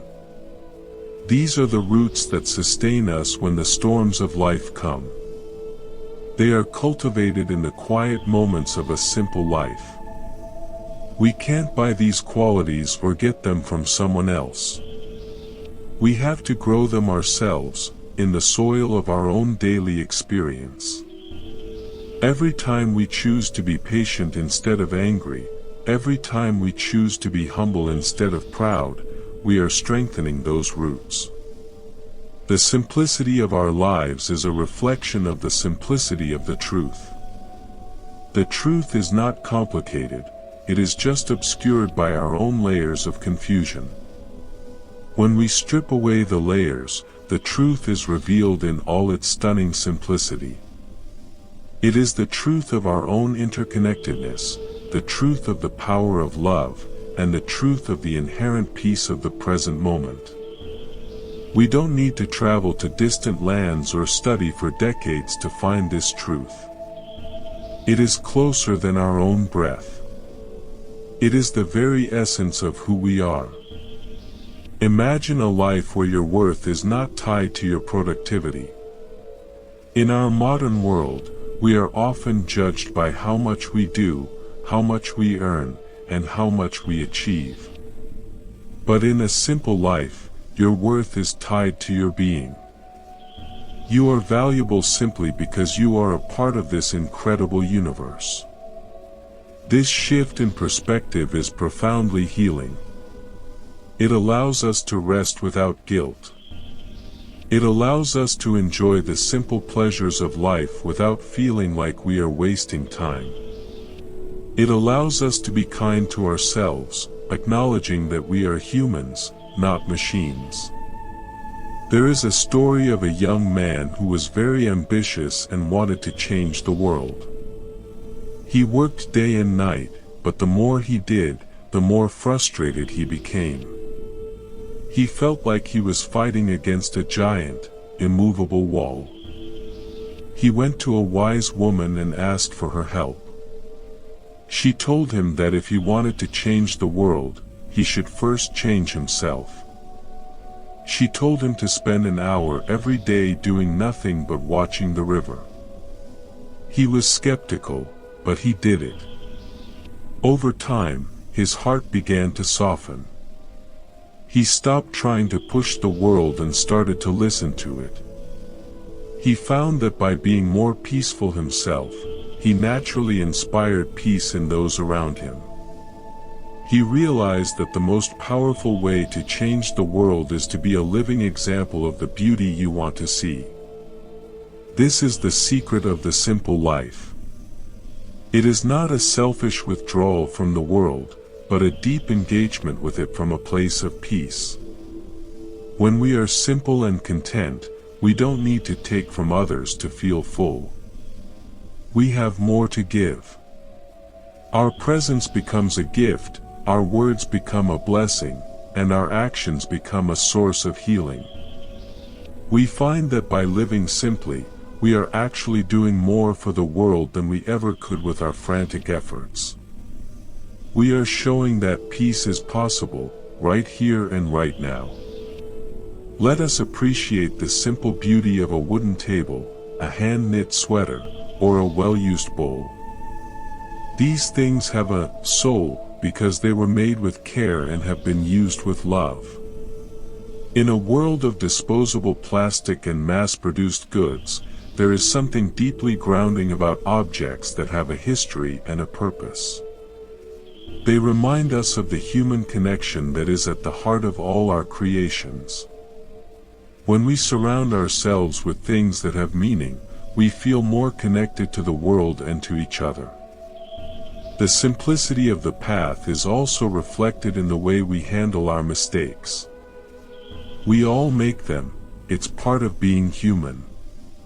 In a complex life, we might try to hide our mistakes, blame others, or drown ourselves in guilt. But in a simple life, we just acknowledge the mistake, learn what we can from it, and move on. We don't have to carry the heavy weight of regret. We understand that every moment is a new beginning, a fresh start. This, beginner's mind, is a hallmark of simplicity. It allows us to approach every day with curiosity and openness, without the baggage of our past failures. I think of the way a bird builds its nest. It doesn't look at the other nests and feel jealous.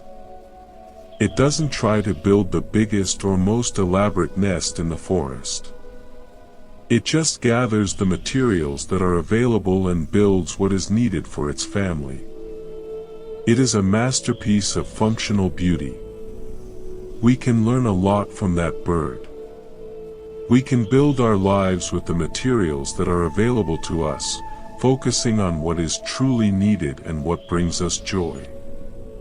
We can let go of the need to compete or to prove ourselves to others. We can find satisfaction in the simple act of building a life that is truly our own. As the morning progresses, let us notice the way the light reflects off the water in a glass, or the way the dust motes dance in a sunbeam. These tiny details are the texture of our lives. When we are caught up in our complex plans, we miss the richness of this texture. We live in a world of abstractions and ideas, rather than the world of direct experience. A simple life brings us back to the senses. It reminds us that we have eyes to see beauty, ears to hear music, and a heart to feel love. This return to the senses is a return to life itself. Consider the simple power of a smile. It costs nothing, yet it can change the atmosphere of a room. It is a universal language of kindness that transcends all barriers. In a simple life, we have the space and the presence to offer a genuine smile to everyone we meet. We are not so preoccupied with our own concerns that we fail to see the humanity of others. A smile is a small thing, but its ripples can reach across the world. It is a perfect example of how the simplest things are often the most profound. I remember a story about a man who was very wealthy but felt very empty. He had everything money could buy, but he had no peace. He decided to give away all his wealth and move to a small cottage in the countryside. His friends thought he was crazy, but he had never felt more alive. He spent his days gardening, walking in the woods, and reading by the fire. He found that the simple life was not a sacrifice, but a liberation. He realized that the things he had owned were actually owning him, and by letting them go, he had found his true self. This is the promise of the simple life. It is not about deprivation, it is about fulfillment. It is about discovering that the less we have, the more we are. It is about finding the joy that is already here, waiting for us to notice it. It is about living with a sense of ease and grace, in harmony with ourselves and with the world. It is a path of beauty, a path of peace, and a path of truth. And it is a path that is open to each and every one of us, every single day. Let us think about the words we use. So often, we use words to divide, to judge, or to manipulate. But what if we used words only to heal, to inspire, and to connect? A simple life involves a simplification of our speech. We say what we mean, and we mean what we say. We speak with kindness and sincerity. We find that we don't need to use many words to express our love or our appreciation. A single "thank you" or "I am here for you," spoken from the heart, is more powerful than 1,000 empty promises. There is a deep peace that comes from knowing that you don't have to change anyone else. In a complex life, we often spend a lot of energy trying to fix the people around us, believing that if they would just change, we would be happy. But in a simple life, we realize that the only person we can truly change is ourselves. We offer others the gift of our acceptance and our presence, and we let them be who they are. This shift in perspective removes a huge amount of conflict and stress from our lives. It allows us to love more freely and more deeply. The beauty of a simple life is also found in the way it honors the earth. When we live with less, we are naturally more in tune with the environment. We are aware of the resources we use and the waste we create. We feel a sense of responsibility for the planet that sustains us. This environmental awareness is not a burden, it is an expression of our love and our gratitude. It is a way of living in harmony with the natural world, rather than trying to dominate it. It is a path of sustainability and respect. I often think of the way a child looks at a ladybug. There is no judgment, no analysis, just pure fascination and joy. The child is completely present in that moment of discovery. This is the kind of awareness we can cultivate in our own lives. We can learn to look at the world with the eyes of a child, seeing the wonder in every living thing. We can find joy in the smallest movements of nature and in the simplest acts of human kindness. This sense of wonder is the light of a simple life, and it illuminates everything it touches. As we move through the afternoon, let us carry this sense of wonder and lightness with us. Let us look at our work, our relationships, and our own hearts with fresh eyes. Let us look for the beauty that is hiding in plain sight. Let us choose the simple over the complex, the essential over the unnecessary, and the present over the past or the future.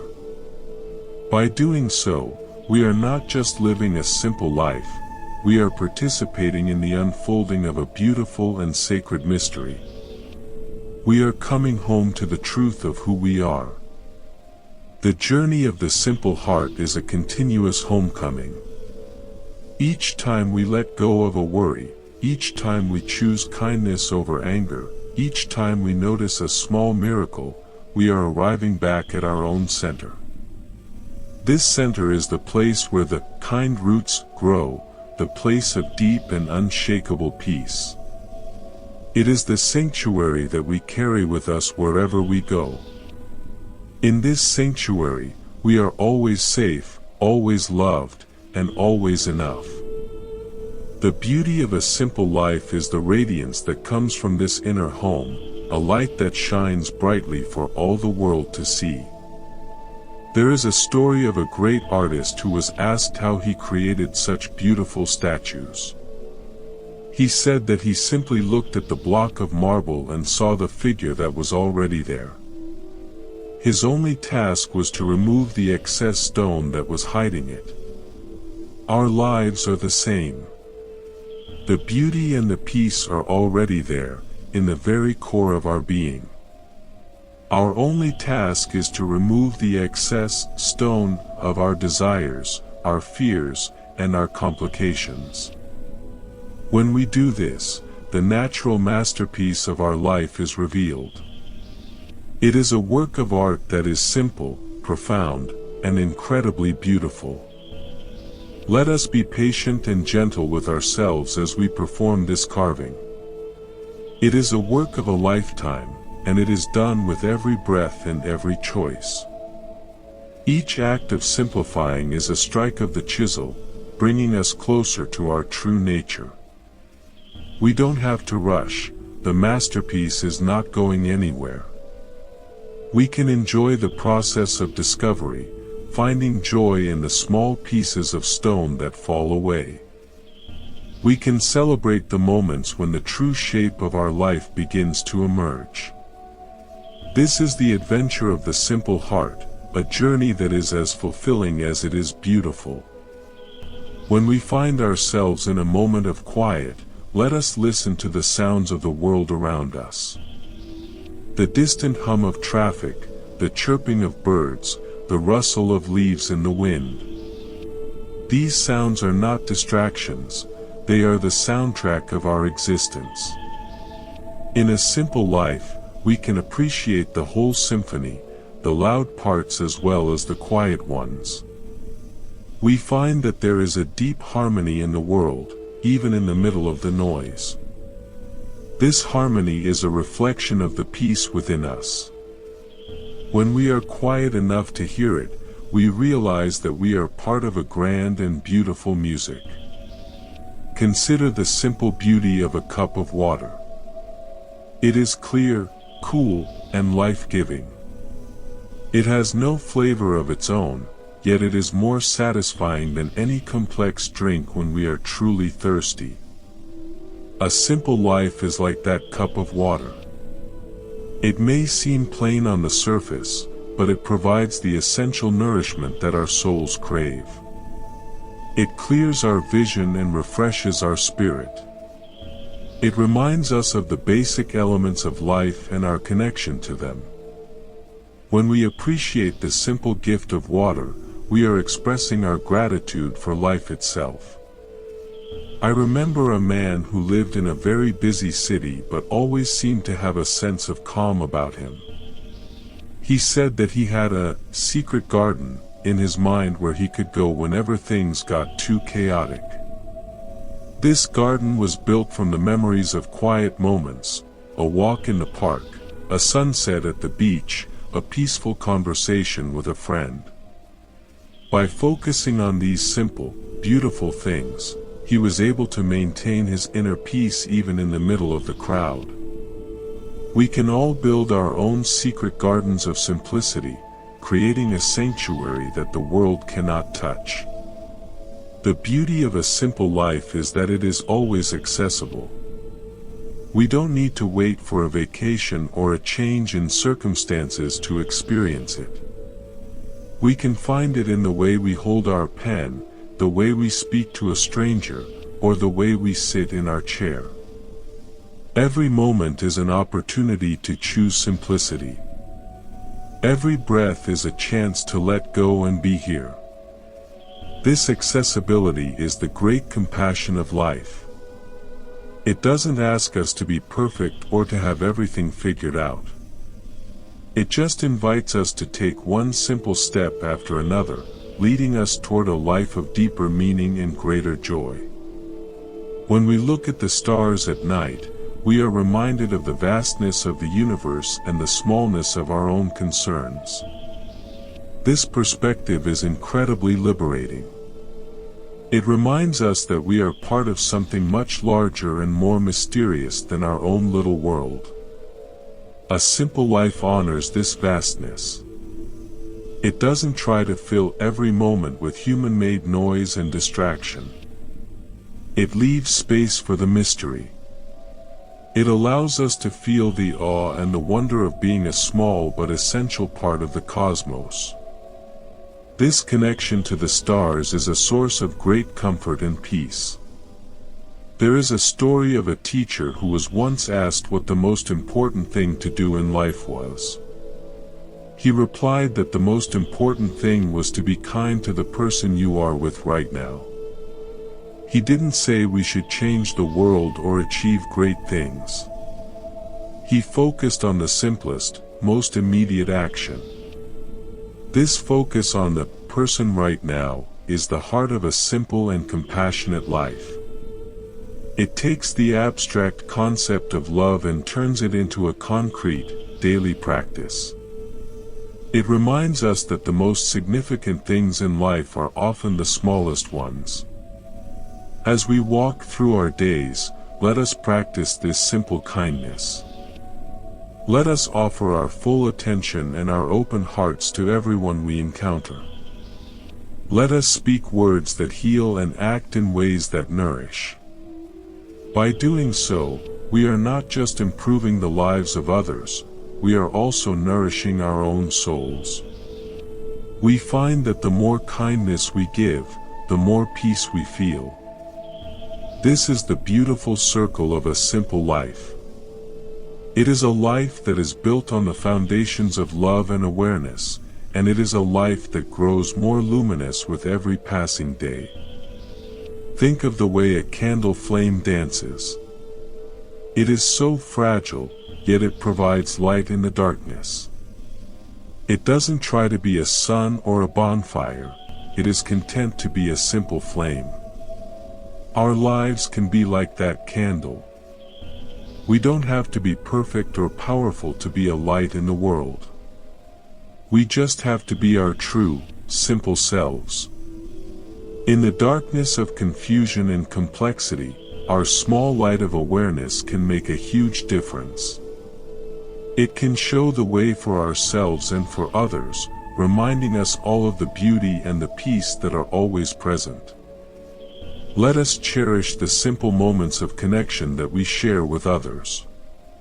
A shared laugh, a sympathetic glance, a quiet walk together. These are the moments that truly bind us to one another. They are the fabric of our humanity.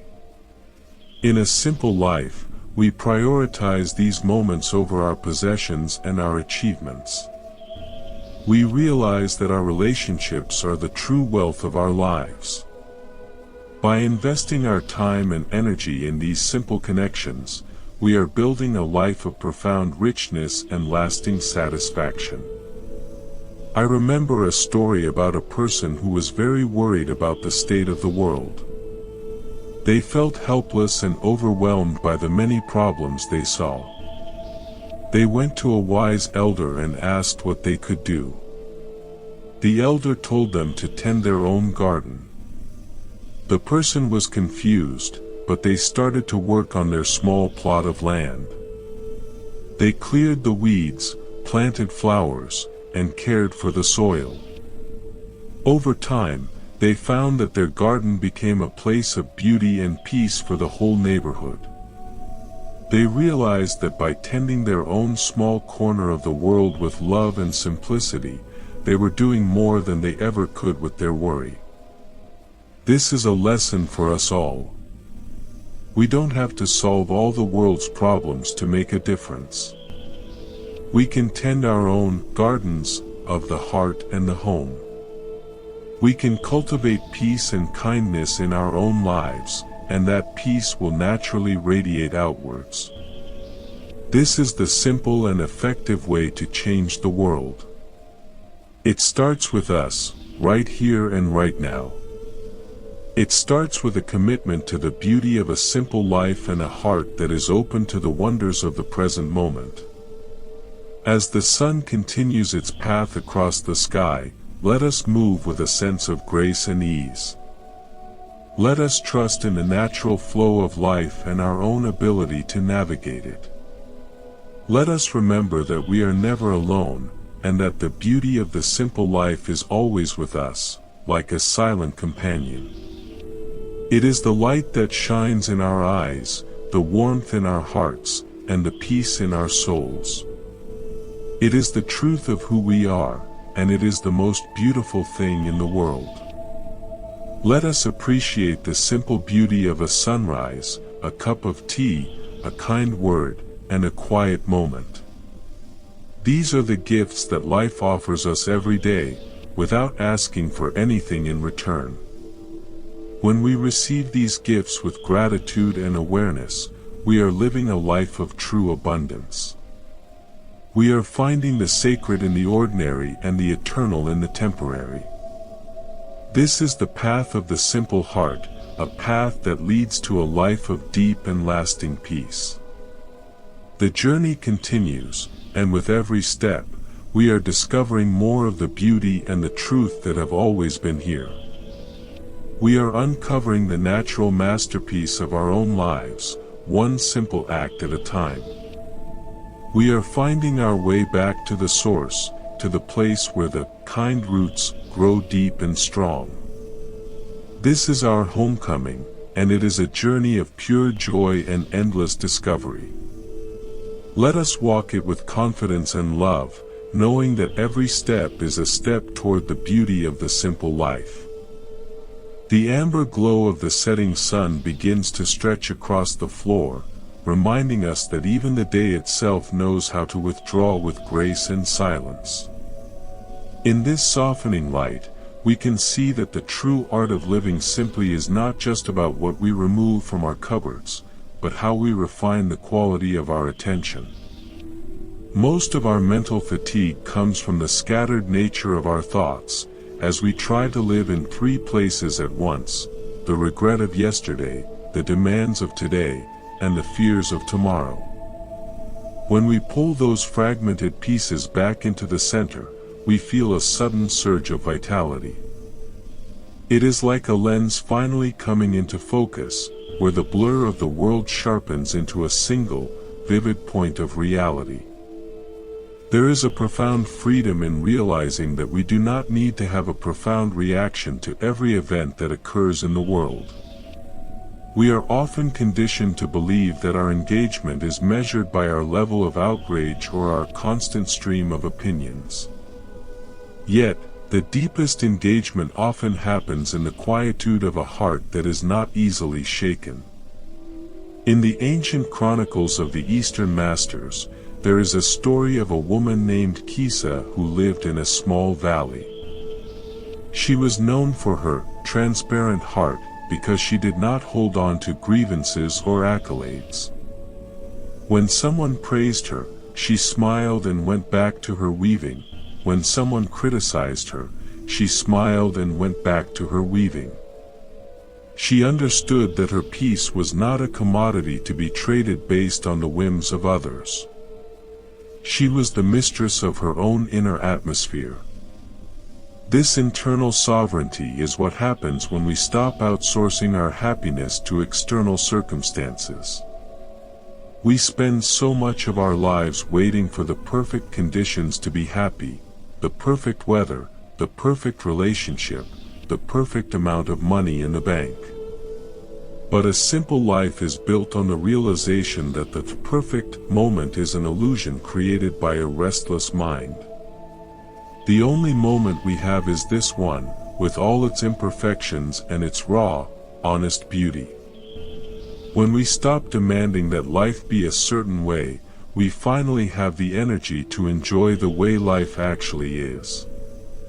We find that a rainy day has its own peculiar charm, and a quiet evening alone is not a sign of loneliness, but an opportunity for deep communion with our own soul.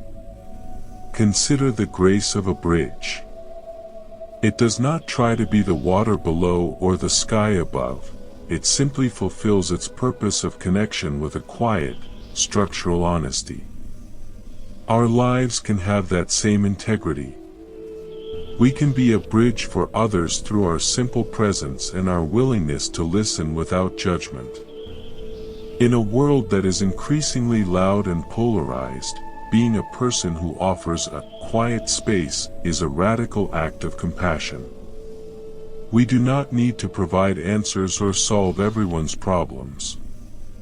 Sometimes, the most helpful thing we can do is to just be there, steady and unmoving, like the ancient stones that line the mountain paths. I often think about the way a single candle can light 1,000 others without losing its own flame. This is the nature of a simple, generous spirit. When we are content within ourselves, our very existence becomes an offering to the world. We don't have to go out of our way to do good in a forced or dramatic way. Our kindness becomes as natural as our breathing. It is in the way we hold the door for a stranger, the way we speak to the person at the grocery store, or the way we tend to a wilting plant on our windowsill. These small, unrecorded acts are the true fabric of a meaningful life. They are the seeds of the kind roots that bind humanity together in a web of silent, invisible support. There is a story of a calligrapher who spent 40 years practicing just one stroke. His friends thought he was wasting his talent, asking why he didn't create grand murals or complex scrolls. He told them that if he could master the simplicity of a single line, he would understand the movement of the entire universe. He realized that complexity is often a mask for a lack of depth. When we are truly deep, we find that a few words, a few movements, and a few possessions are more than enough. The more we know, the less we need to say. The more we are, the less we need to show. This minimalism of the ego allows us to move through the world with a wonderful lightness. We are no longer burdened by the need to be the center of attention or the hero of every story. We can be the background, the observer, the one who appreciates the beauty of others without feeling diminished by it. This is the secret of the joy of others, a state where someone else's success feels like our own because we have dropped the barriers of competition. In a simple life, there is no top of the mountain that only one person can occupy. We are all walking the same earth, breathing the same air, and the success of one is a testament to the potential of all. Imagine the mental clarity that comes from forgiving ourselves for not being perfect. We carry so much unnecessary luggage in the form of old guilt and self-criticism. We replay our mistakes like a broken film, hoping for a different ending that never comes. But simplicity teaches us the art of the fresh start. In the monastic traditions, there is a practice of beginning every day as if it were the first day of one's life. The past is treated like a dream that has ended with the sunrise. This doesn't mean we don't learn from our experiences. It means we don't let those experiences define us or limit us. We are always new, always unfolding, like a flower that doesn't care about the petal it lost yesterday. The beauty of a simple life is also found in the rhythm of our physical movements. When we rush, we are essentially telling our nervous system that there is a threat, that we are not safe. But when we move with deliberate slowness, we signal to ourselves that all is well. There is a deep healing in the simple acts of walking slowly, eating mindfully, and breathing deeply. We begin to inhabit our bodies again, rather than just using them as vehicles to carry our busy heads around. We feel the texture of the ground, the temperature of the air, and the subtle shifts in our own energy. This physical groundedness is a powerful antidote to the dizziness of the modern world. I remember a story about an old clockmaker who lived in a village where everyone was always in a hurry. They would bring their watches to him, complaining that they were losing time or that the days were going by too fast. He would take the watches, clean them, and return them, but he would also give each person a small piece of advice. The clock only tells you the hour, but only your heart can tell you the value of the minute. He knew that we don't lose time, we lose our presence in time. When we are simple and present, an hour can feel like an eternity of peace. When we are distracted, a year can disappear in the blink of an eye. Living simply means learning to trust the intelligence of the heart over the cleverness of the brain. The brain loves to build complex structures, to analyze, to categorize, and to worry.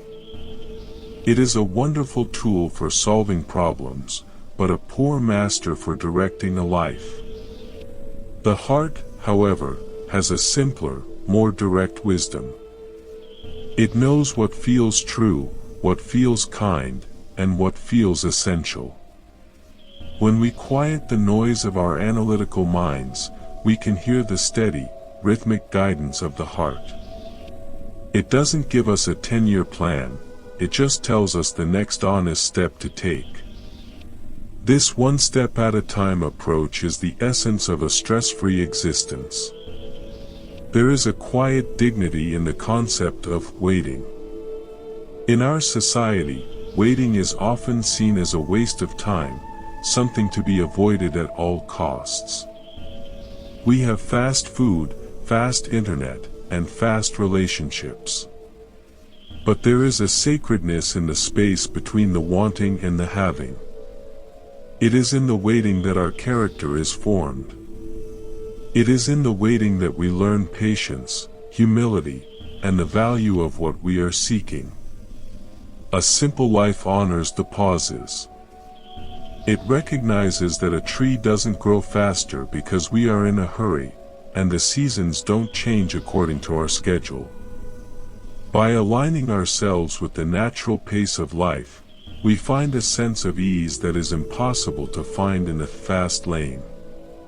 Consider the beauty of a stone at the bottom of a clear stream. It doesn't try to swim upstream or change the flow of the water. It just sits there, allowing the water to wash over it, slowly smoothing its edges over the centuries. Our lives can have that same quality of endurance and transformation. We don't always have to do something to change our circumstances. Sometimes, the most transformative thing we can do is to just stay, to be present, and to let the experiences of life wash over us. The water of our experiences, the joys and the sorrows, will eventually smooth away our rough edges, revealing the polished beauty of our true character. There is a story of a great king who was so impressed by the peace of a wandering monk that he offered the monk his entire palace. The monk smiled and asked the king if he could also give him the sky, the mountains, and the sound of the wind. The king was confused and said those things didn't belong to him. The monk replied, "Exactly. You are offering me a cage made of gold, but I already possess the entire universe because I don't try to own any of it." This is the ultimate paradox of the simple life. When we stop trying to possess things, we find that we belong to everything. Our sense of self expands from the narrow confines of me and mine to the vastness of the whole. This expansion of the self leads to a natural state of harmlessness. When we see ourselves in others, and others in ourselves, the idea of causing harm becomes unthinkable. Our simplicity becomes a form of non-violence. We don't need to fight for our share, because we realize there is no other to fight against. This is not a political or philosophical stance. It is a direct perception of reality that comes from a quiet mind. We move through the world with a gentle footprint, taking only what we need and leaving behind a trail of peace. Think of the way a bird lands on a branch. It is light, sure, and perfectly balanced. It doesn't weigh the branch down or cause it to break.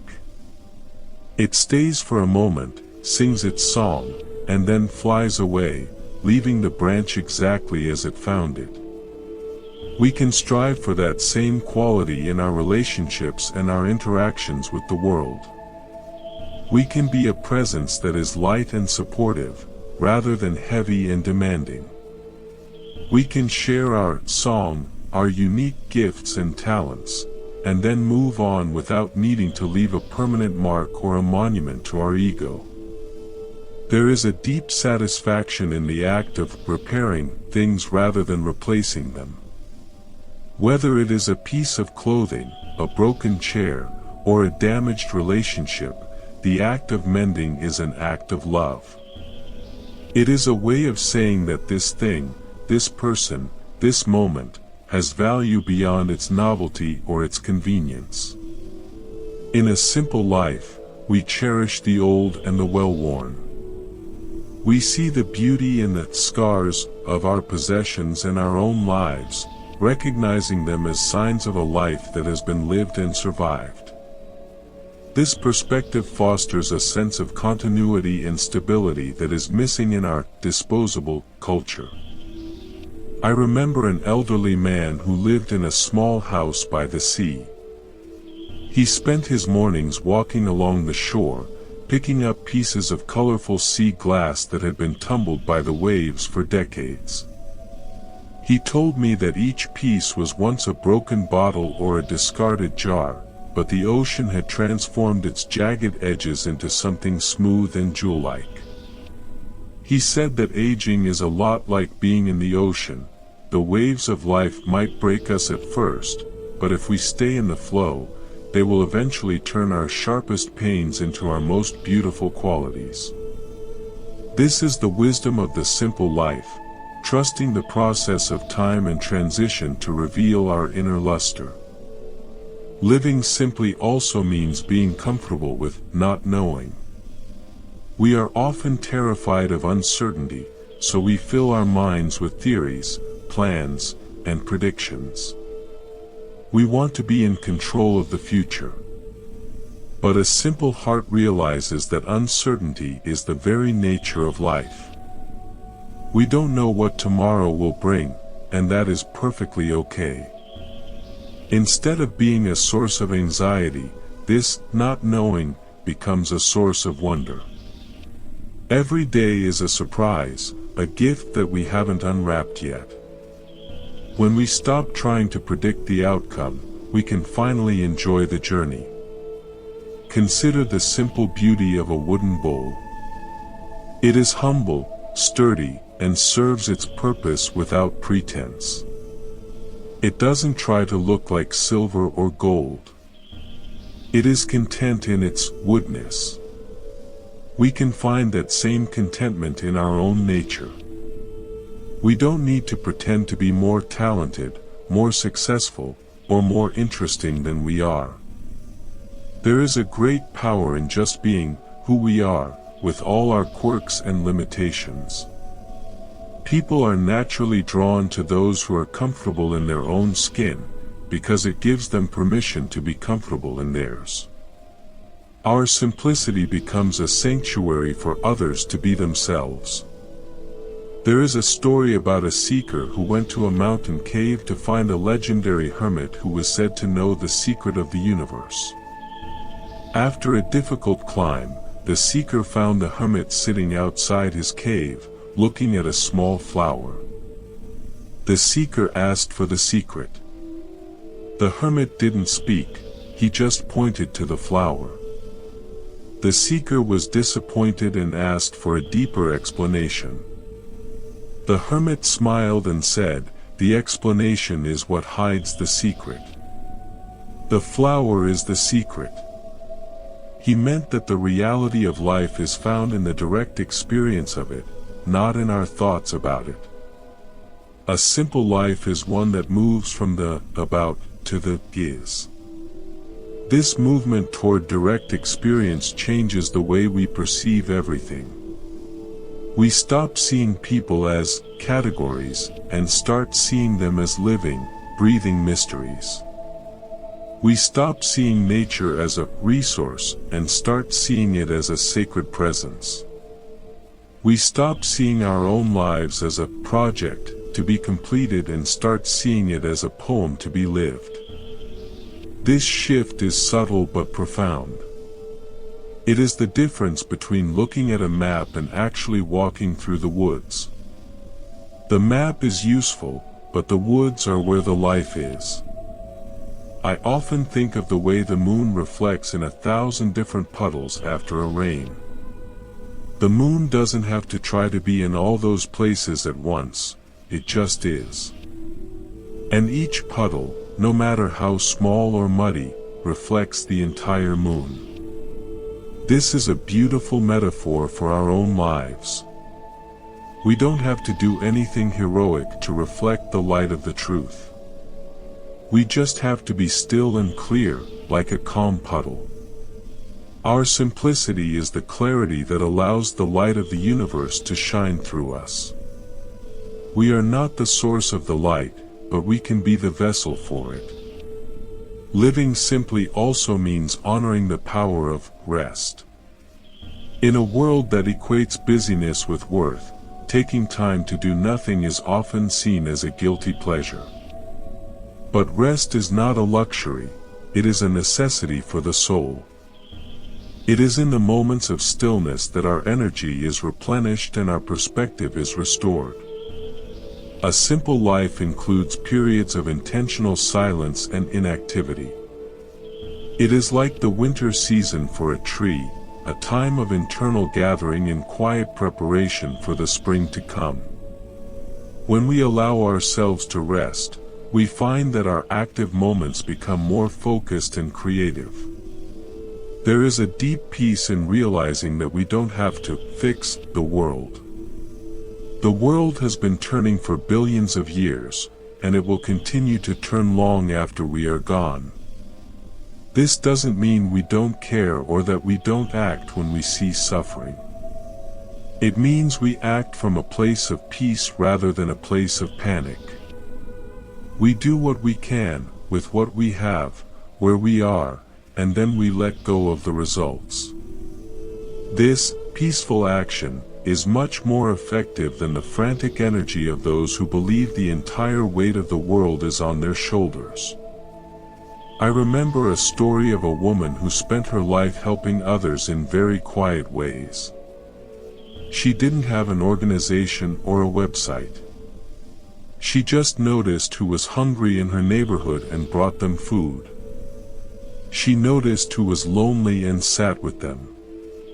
When someone asked her how she could do so much without getting burned out, she said, "I don't do much. I just do the next small thing that love asks of me." This is the secret of a sustainable and simple life of service. It's not about big gestures, it's about the steady, quiet stream of small kindnesses. The beauty of a simple life is that it allows us to become transparent to the beauty of the world. When we are not so full of our own concerns, the world can finally speak to us. We hear the music in the wind, we see the poetry in the falling leaves, and we feel the sacredness in the touch of a hand. We realize that we are surrounded by miracles, and that the only thing that was missing was our own awareness. Our simplicity is the key that unlocks the door to a world of wonder that has been here all along, waiting for us to come home. Let us appreciate the simple joy of a shared silence. When we are with someone we truly love and trust, we don't feel the need to fill every moment with words. The silence is not awkward, it is a deep and comfortable connection. It is a space where our souls can rest and be together without the need for explanation. This comfortable silence is one of the highest forms of human relationship. It is a sign that we have moved beyond the superficial layers of personality and into the deeper ground of being. As we continue on this path, let us remember that simplicity is not a destination, but a direction. We are always moving toward it, letting go of a little more each day, becoming a little more present, a little more kind. It is a journey of 1,000 miles that is made of nothing but single steps. And each step is a homecoming. Each moment of simplicity is a moment where we are truly ourselves, and that is the greatest beauty of all. The sun has now dipped below the horizon, and the first stars are beginning to appear in the darkening sky. They don't try to outshine each other, they just shine with their own unique light, contributing to the beauty of the night. Our simple lives can be like those stars. We don't need to be the biggest or the brightest. We just need to be our true selves, shining our own light into the world. In the vastness of the universe, our small light may seem insignificant, but it is a necessary and beautiful part of the whole. Let us move into the evening with a sense of peace and gratitude. Let us cherish the simple gifts of the day that has passed and look forward to the simple rest of the night to come. We are part of a beautiful and mysterious dance, and our only task is to follow the rhythm of our own simple hearts. Everything we need is already here. Everything we are is already enough. In this simple realization, we find the true and lasting beauty of a simple life. I think of the way a mountain peak stays silent and unmoved, whether it is covered in clouds or bathed in brilliant sunlight. The mountain doesn't ask for the sun, and it doesn't complain about the clouds. It just stays, rooted in the earth, an eternal witness to the changing world around it. We can find that same mountain-like stability within ourselves. No matter what changes occur in our external lives, the core of our being remains untouched and at peace. This inner stability is the ultimate fruit of a simple life, a peace that the world can neither give nor take away. The journey toward simplicity is a journey toward the heart of what it means to be human. It is about stripping away the extra so that the essential can finally be seen. It is a path of beauty, of peace, and of profound meaning. And it is a path that is open to us in every breath, every choice, and every moment. Let us walk it with confidence and love, knowing that we are coming home to the truth of who we are. The beauty of a simple life is not a dream, it is the reality that is waiting for us just beneath the surface of our busy lives. All we have to do is be quiet enough to notice it. Consider the way a river flows around an obstacle. It doesn't get angry or try to force its way through the rock. It just gently and persistently finds a way around, continuing its journey toward the sea. Our lives can have that same quality of fluid persistence. We can navigate the challenges of life with a sense of ease and grace, rather than with struggle and resistance. Simplicity is the wisdom of the water, knowing when to move, when to stay, and how to find the path of least resistance toward our own inner ocean of peace. As the evening air grows cool and the world settles into its nightly rest, let us also settle into our own inner stillness. Let us let go of the stories we have told ourselves about who we are and what we need. Let us just be, in the simple and sacred presence of the now. This is where the true beauty of life resides, and it is a beauty that is always available, always welcoming, and always enough. The simple life is not a goal to be achieved, but a reality to be lived, one breath at a time. And in that living, we find everything we have ever been looking for. The twilight air carries a certain stillness that the busy hours of the day can never replicate, a quiet invitation to look inward and ask what truly remains when the noise of the world finally subsides. It is often in these moments of soft darkness that we realize our greatest strength lies not in how much we can control, but in how much we can trust. We spend our lives building fortresses of security, yet the most enduring peace is found when we are brave enough to live with open walls. A simple life is a life of transparency, where there is no longer a gap between who we are in the silence of our hearts and who we are in the light of the public square. This alignment is where our true power comes from, a steady and quiet force that does not need to shout to be felt. There is a story of a woman who lived on the edge of a great desert, known for her ability to find water where others saw only dry sand.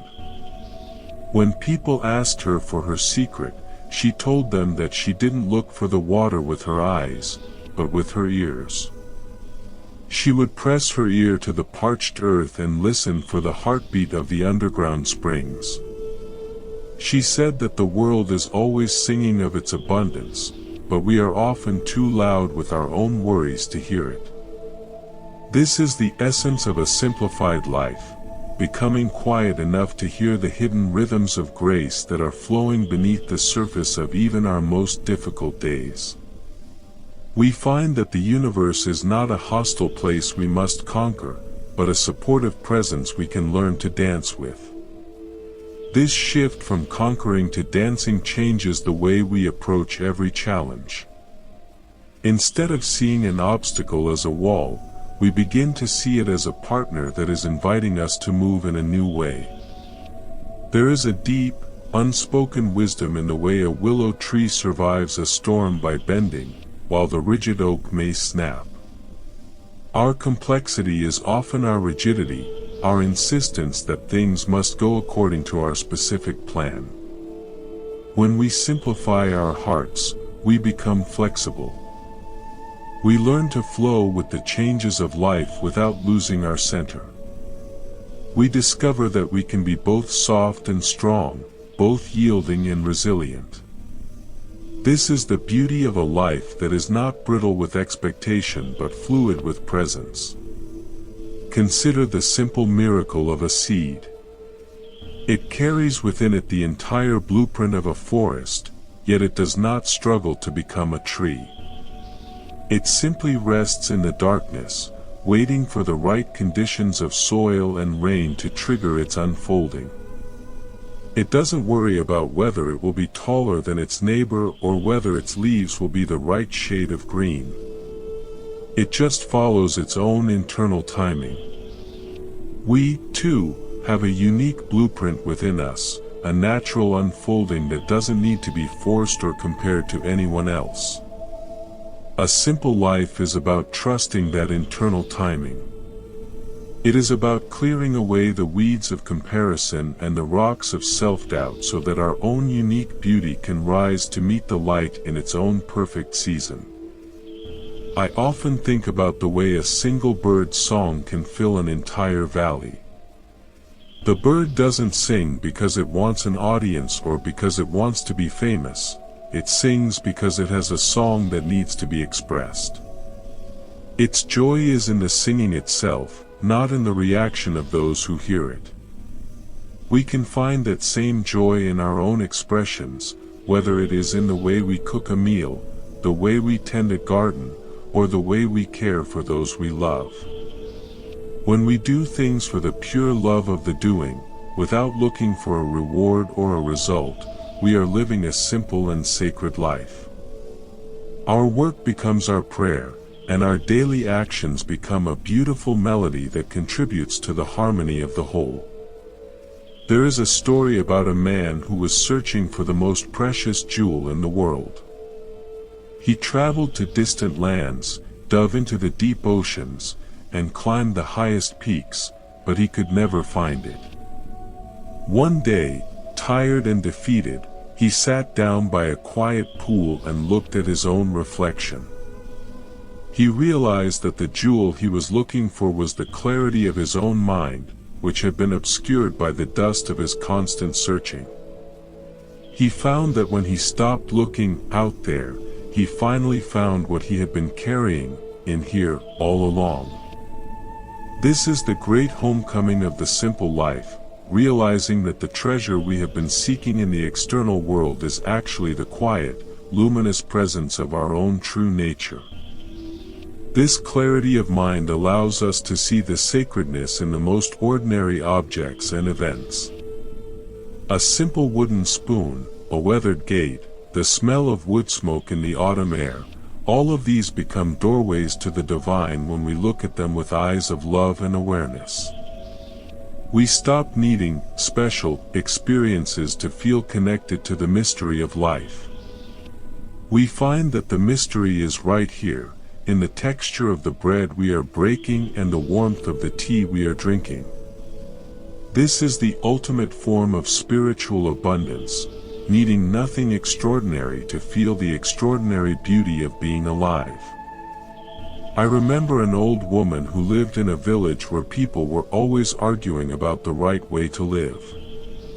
She didn't participate in their debates, she just spent her days sitting under a large tree, offering a cool drink of water to anyone who passed by. She said that the truth isn't something you talk about, it's something you offer. Her simple act of service was more powerful than all the complicated philosophies of the villagers.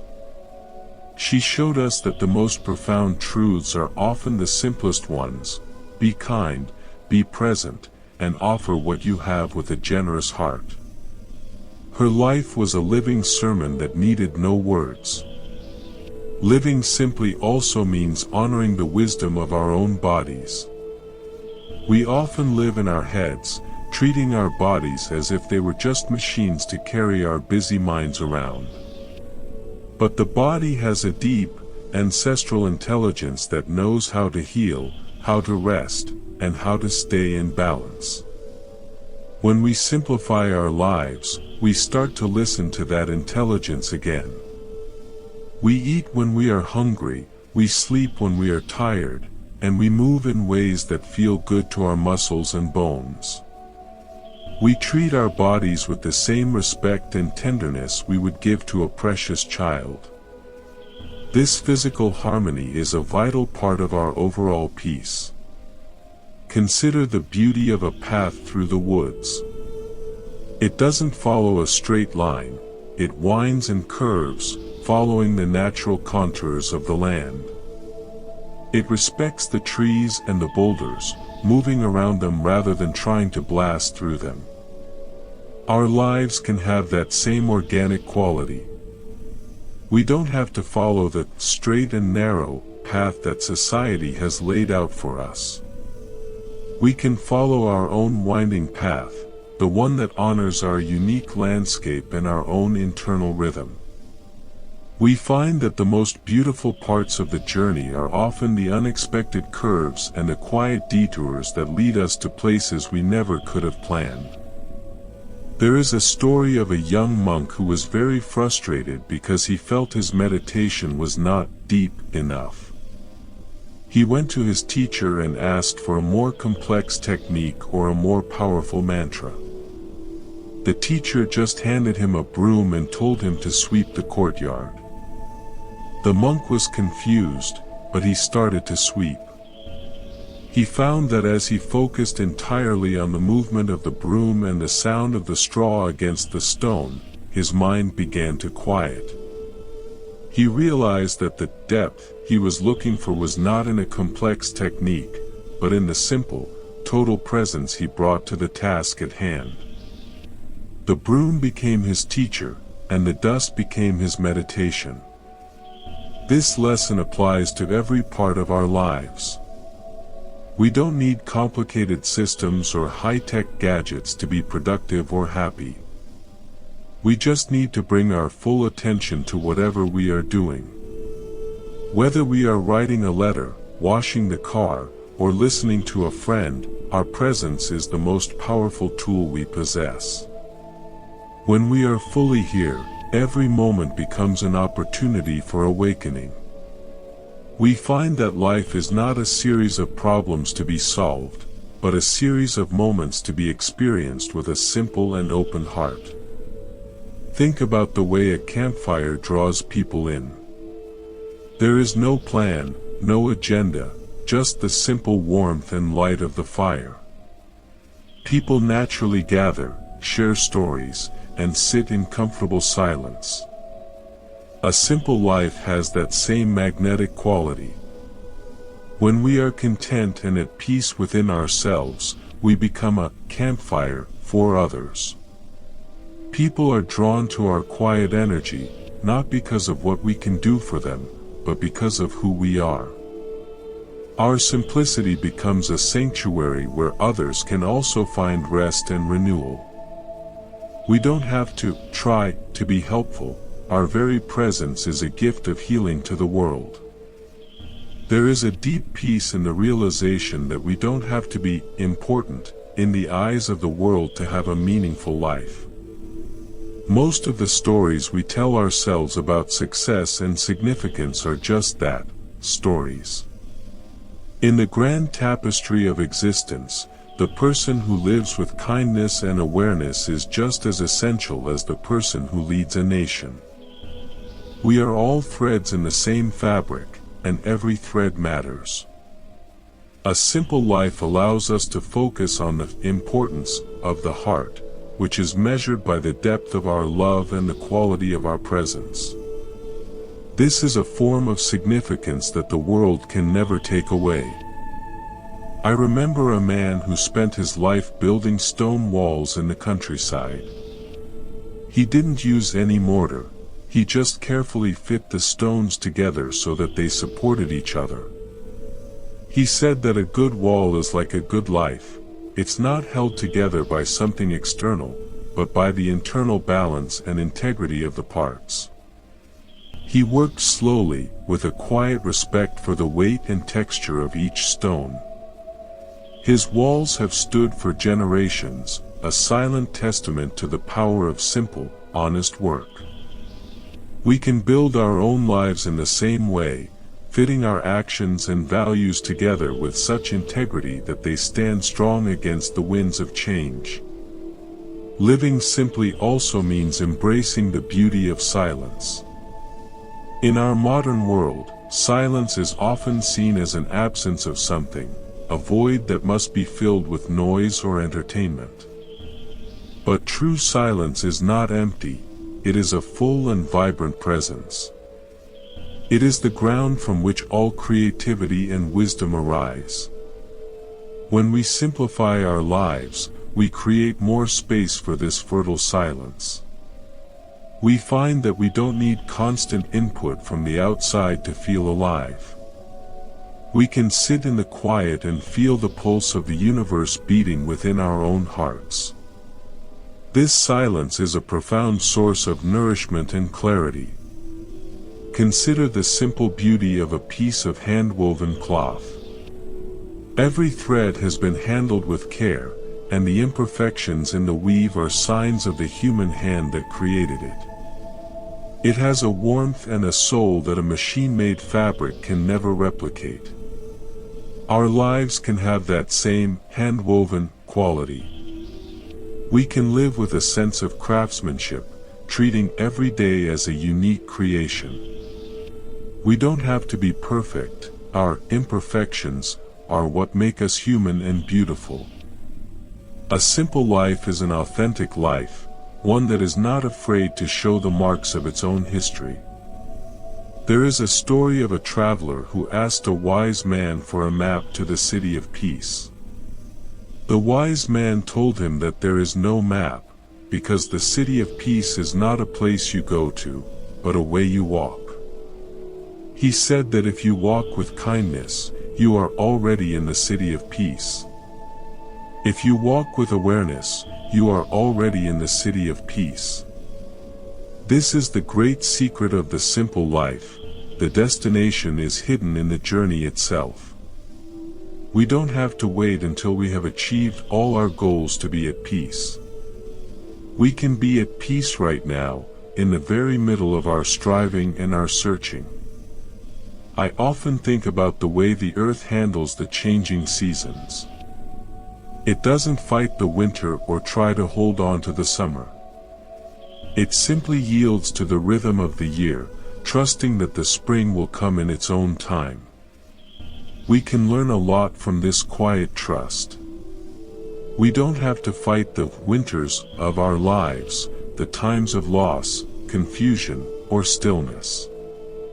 We can yield to them, knowing that they are a necessary part of the cycle of growth. A simple life is a life that is in harmony with the natural rhythms of existence, a life that trusts the process of life itself. This trust allows us to live with a sense of fearless vulnerability. We don't need to protect ourselves with layers of complexity and defense. We can be open and honest about who we are, knowing that our true worth is not something that can be threatened by the opinions of others. This openness is a great strength. It allows us to connect more deeply with others and to experience the world more fully. We find that when we stop trying to be invincible, we become truly resilient. Our simplicity is our shield, and our authenticity is our power. Think about the way a child looks at a new fallen snow. There is no judgment, no practical concern about traffic or shoveling, just pure awe at the beauty of the white blanket covering the world. This is the beginner's mind that we can cultivate in our own lives. We can learn to look at the world with fresh eyes, seeing the wonder in things we have seen 1,000 times before. We can find the extraordinary in the ordinary and the sacred in the mundane. This sense of wonder is the fuel of a simple and joyful life, and it is available to us in every single moment. There is a story of a merchant who was so busy that he didn't notice the beauty of the flowers in his own garden. One day, a small bird landed on his desk and sang a song so beautiful that it stopped him in his tracks. For a few moments, He forgot his ledgers and his debts and just listened.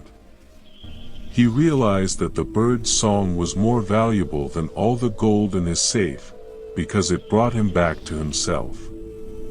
He started to spend an hour every day in his garden, just watching and listening. He found that his business didn't suffer, but his heart became much richer. He learned the lesson of the simple life. The most important things are often the ones that don't have a price tag. Living simply means choosing quality over quantity in everything we do. It's better to have one true friend than 100 acquaintances. It's better to have one meaningful conversation than a day full of small talk. It's better to do one thing with total presence than a dozen things with a distracted mind. This focus on quality brings a sense of depth and satisfaction to our lives that is impossible to find in the pursuit of more. We find that we don't need a vast amount of anything to feel fulfilled. A few essential things, held with love and awareness, are more than enough. Consider the simple beauty of a clear night sky. The stars are so distant, yet their light reaches us and fills us with a sense of the infinite. They don't try to be anything but what they are. They just shine. We can find that same simple shining within ourselves. We don't have to be anything special to contribute to the beauty of the world. We just have to be our true, authentic selves. Our presence, our kindness, and our awareness are the light we bring to the darkness. In the vastness of the universe, our small lives are a vital and beautiful part of the whole. I remember a woman who lived in a small cottage by a lake. She spent her days painting the same view over and over again. When I asked her if she didn't get bored, she said that the light was always different, the water was always changing, and there was always something new to see. She realized that the same view was actually an infinite series of unique moments. She had found the secret of a simple and profound life. The world is inexhaustibly rich if you only have the patience to look. Her paintings were not just images of a lake, they were records of her own deep and steady attention. This depth of attention is what transforms a simple life into a work of art. It doesn't matter what we are doing, what matters is how we are doing it. When we bring our full presence to our daily activities, they become expressions of our own inner beauty and clarity. We find that we don't need to travel to the ends of the earth to find the meaning of life. The meaning is right here, in the way we handle our tools, the way we speak to our neighbors, and the way we sit in the silence of our own hearts. There is a great sense of freedom in letting go of the need to be right. In a complex life, we often spend a lot of energy defending our opinions and trying to convince others to see things our way. But in a simple life, we realize that everyone has their own perspective, and that's perfectly okay. We can listen with an open mind and a kind heart, without the need to judge or to change anyone. This non-judgmental presence is a powerful way of being in the world. It creates a space where others feel safe to be themselves, and it brings a sense of peace and ease to our own lives. Think of the way a light breeze moves through the trees. It doesn't have a plan, it just moves where it is needed, cooling the air and rustling the leaves. It is light, invisible, yet its effects are felt by everything it touches. Our lives can have that same breeze-like quality. We can move through the world with a gentle and supportive presence, offering our kindness and our awareness wherever they are needed. We don't need to make a grand entrance or leave a lasting monument. We can just be a quiet and healing force in the lives of those we meet. I remember an elderly man who spent his retirement carving small wooden toys for the children in his neighborhood. He didn't sell them, he just gave them away. He said that the joy on the children's faces was the only payment he needed. He worked slowly, with a quiet love for the wood and the tools. His simple life was full of purpose and joy, not because he was achieving great things, but because he was offering his simple gifts with a generous heart. He showed us that the smallest acts of love are the most meaningful ones. Living simply means honoring the power of enough. In a world that is always pushing us to have more, do more, and be more, saying, "I have enough," is a radical and liberating act. It breaks the spell of discontent and allows us to appreciate what we already have. We find that our lives are already rich with blessings, once we stop looking for what is missing. This, contentment with the present, is the foundation of a life of true and lasting peace. It allows us to rest in the richness of the now, without the constant drive to reach for something else. Consider the simple beauty of a bird's nest. It is made of the humblest materials, twigs, grass, bits of mud, yet it is a miracle of engineering and a safe sanctuary for new life. It serves its purpose perfectly, without any need for decoration or display. Our lives can have that same functional beauty. We can build our homes and our habits around what is truly essential, creating a life that is a safe sanctuary for our own souls and for the souls of those we love. We don't need the extras to be whole, we just need a life that is built with love and awareness. As the morning moves toward noon, let us carry this sense of simplicity and grace with us. Let us look at our work, our relationships, and our own hearts with fresh eyes, looking for what can be released and what can be cherished. Let us choose the path of the quiet heart, the one that knows that the most important things in life are the ones that are right here, in this very breath.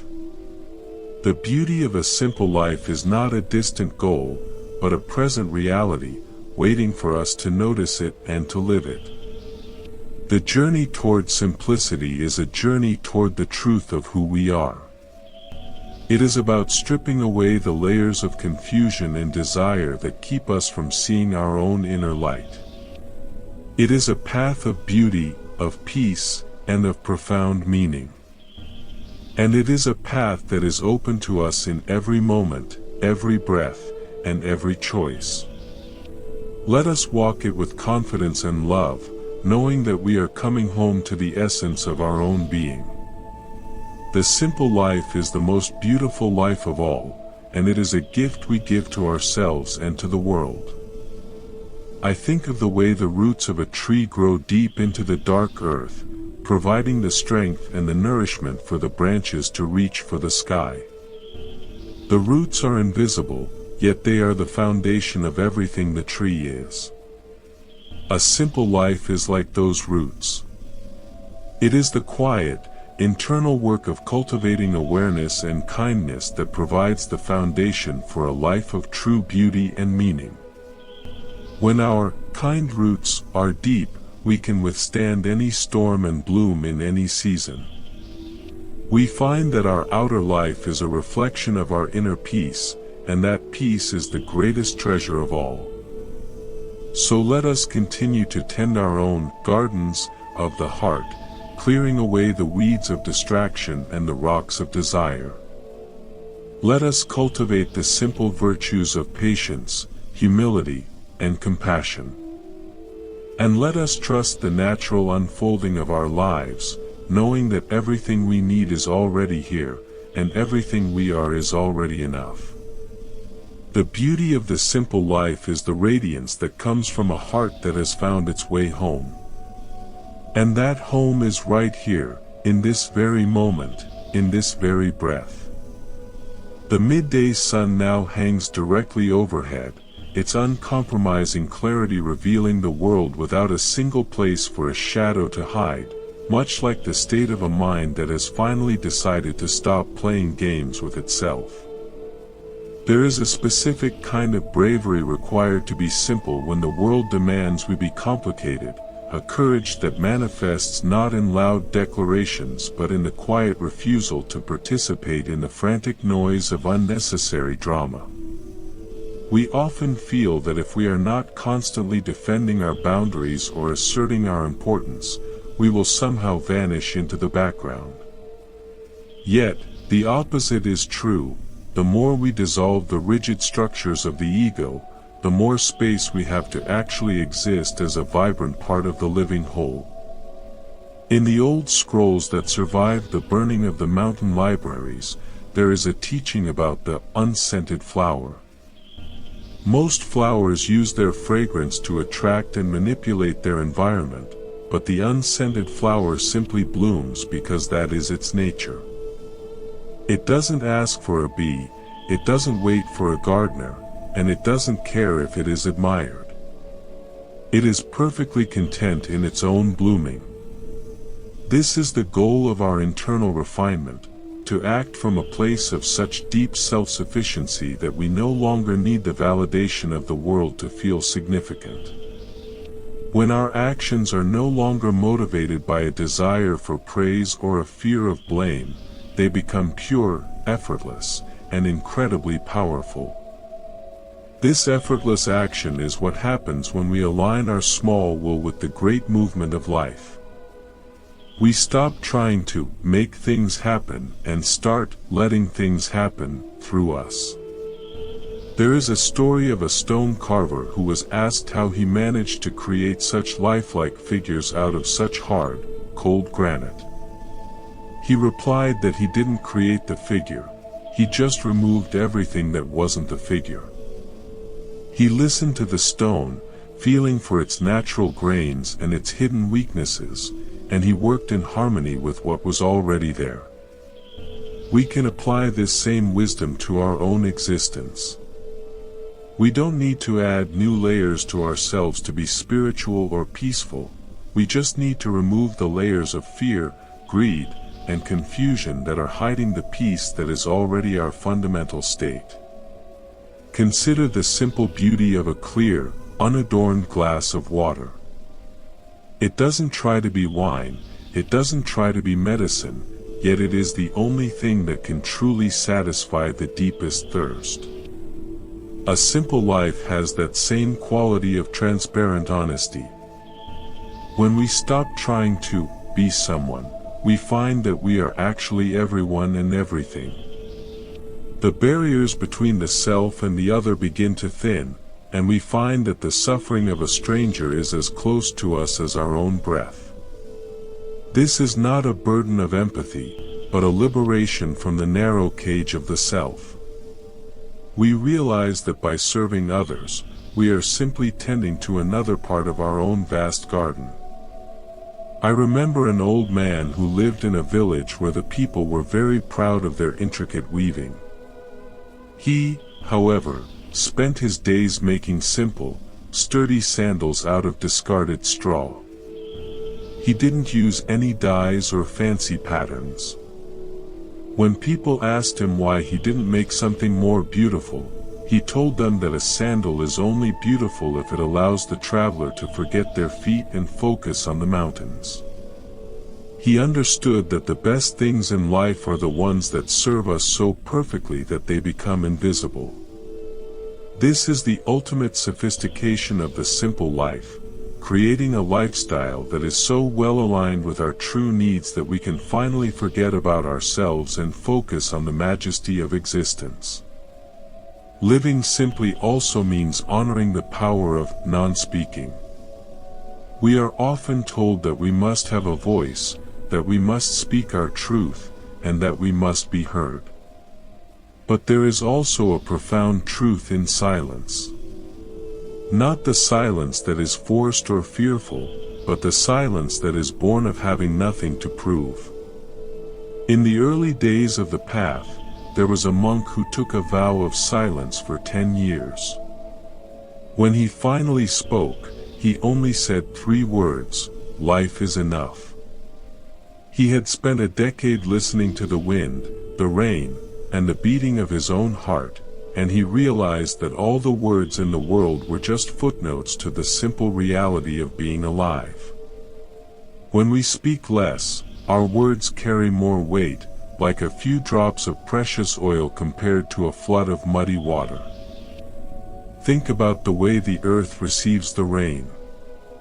It doesn't pick and choose which drops to accept, it drinks everything that falls, turning the gray water into green leaves and bright flowers. Our minds can have that same quality of total receptivity. Instead of judging every thought and every experience as good or bad, we can simply allow them to land and see what grows from them. A simple heart is a receptive heart. It doesn't have a rigid filter that only lets in what is pleasant. It trusts that even the difficult experiences have something to offer, a nutrients for the soul that we might not yet understand. This trust is the foundation of a life lived without anxiety. There is a story about a traveler who was carrying a very heavy bag of gold. He was so worried about being robbed that he couldn't enjoy the scenery or the company of his fellow travelers. He barely slept, and his body was bent under the weight. One day, he met a child who was playing with a handful of pebbles. The child offered him a pebble, and for a moment, the traveler felt the urge to trade his gold for the child's freedom. He realized that the gold was not his wealth, but his prison. True wealth is the ability to walk through the world with light shoulders and a free heart. A simple life is a process of trading our gold, our attachments and our heavy identities, for the pebbles of presence and joy. I often think about the way a fire burns. It doesn't matter what kind of wood you give it, the fire turns everything into heat and light. It doesn't complain about the quality of the fuel or the coldness of the night. It just does what fire does. We can be like that fire. No matter what circumstances we find ourselves in, we can turn them into the light of awareness and the heat of compassion. We don't need the perfect conditions to be a light in the world. We just need the willingness to burn with total sincerity. This burning is not a form of exhaustion, but a form of illumination that brightens the path for everyone around us. Consider the simple dignity of an old, weathered wooden gate. It has stood in the sun and the rain for decades, its paint long gone, its grain exposed to the elements. It doesn't try to look new. It wears its history with pride. It has seen thousands of people pass through, yet it remains steady and humble. Our lives can have that same quality of honesty of the wood. We don't need to hide our age, our scars, or our failures. These are the marks of a life that has been lived, and they are beautiful in their own right. A simple life is an authentic life, one that is not afraid to show its true texture to the world. There is a deep peace in the realization that we are not the authors of our own lives, but rather the readers. We don't have to figure everything out or plan every detail. The story is already unfolding, and our only task is to turn the page with curiosity and grace. This doesn't mean we don't make choices. It means we make choices from a place of listening rather than a place of demanding. We follow the plot of our own intuition, trusting that the universe knows how to tell a better story than our limited egos ever could. This surrender is the ultimate simplification of the mind. I remember a woman who lived in a house that was almost empty, except for a few books and a single, beautiful painting of a lotus.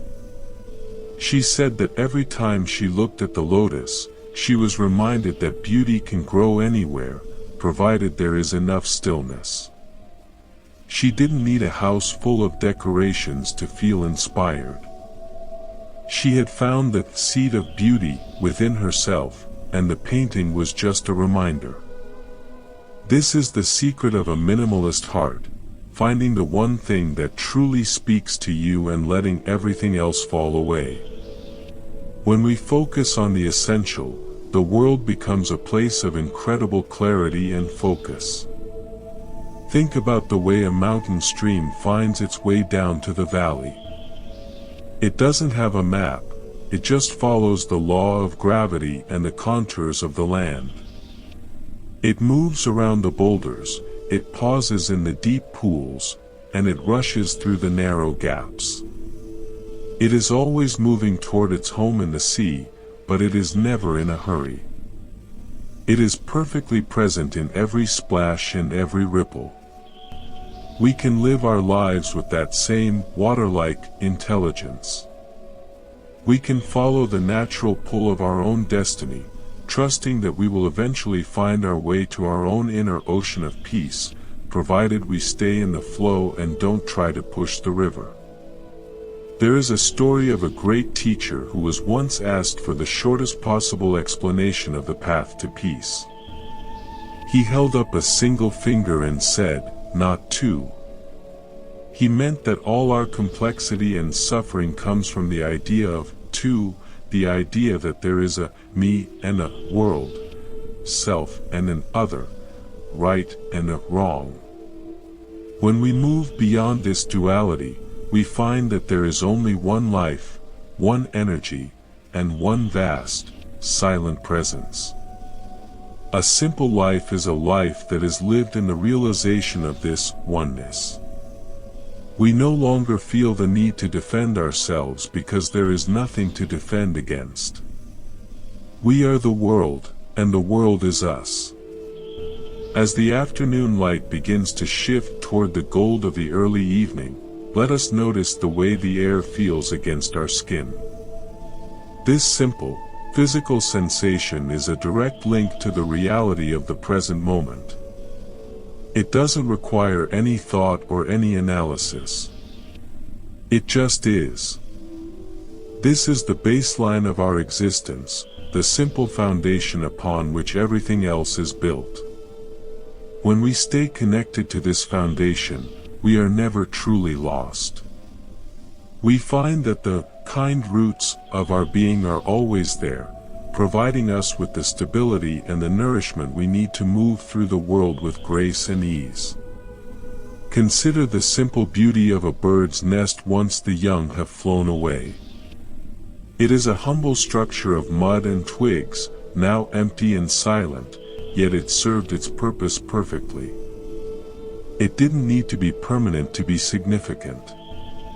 Our own creations and our own lives are much the same. We build things, we nurture things, and eventually, we have to let them go. A simple life is one that understands the beauty of the temporary. We don't try to build monuments that will last forever, we just try to build a life that is meaningful for as long as it lasts.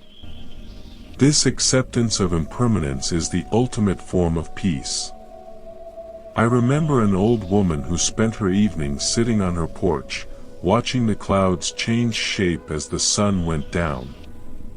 She said that the clouds were the best teachers of the simple life because they never tried to hold on to any particular form. They were always changing, always moving, and always beautiful, precisely because they were so fluid. She said that our problems arise when we try to be like a mountain when we should be like a cloud. We try to be solid and unchanging, but life is always in motion. When we learn to be fluid, to move with the changes of our own lives, we find a freedom that is beyond words. Living simply also means honoring the power of small things. We are often taught to think big, to dream big, and to achieve big. But a simple life is built on the accumulation of small, quiet moments of integrity and awareness. It is the way we handle a minor frustration, the way we speak to a child, or the way we prepare a simple meal. These are the bricks with which we build the temple of our lives. If the bricks are honest and well made, the temple will stand strong. We don't need to do great things to have a great life. We just need to do small things with great love and total presence. There is a story of a man who was so focused on finding the meaning of life that he didn't notice his wife's smile or the taste of his morning tea. He spent his years in libraries and at the feet of famous gurus, but he remained restless and unhappy. One day, he saw a dog chasing its own tail in the sun and laughing in its own way. He realized that the dog wasn't looking for the meaning of life, the dog was the meaning of life. He went home, sat on his porch, and for the first time in his life, he truly tasted his tea. He found that the meaning he was looking for was not a theory, but a quality of presence. As we continue on this path together, let us practice this quality of presence in everything we do. Let us look for the extraordinary in the ordinary and the sacred in the mundane. Let us simplify our hearts by letting go of the need for more and embracing the richness of enough. Let us be like the unscented flower, blooming simply because that is our nature, and offering our peace to the world without asking for anything in return. The beauty of a simple life is always right here, in the next breath and the next heartbeat, waiting for us to come home to it. The long shadows of the late afternoon now begin to blend into the soft, purple embrace of the approaching night, creating a world where the boundaries between the earth and the sky seem to dissolve into a single, quiet breath of existence. This transition is much like the final stages of our journey toward a simple heart, where we no longer feel the need to distinguish between our spiritual practice and our daily chores. The sacred is no longer a destination we visit, it becomes the very atmosphere we inhabit. We find that the most profound wisdom is not found in complex doctrines, but in the way we handle the quiet moments when no one is watching, in the gentle way we treat our own mistakes, and in the silent gratitude that rises within us for the simple fact of being alive.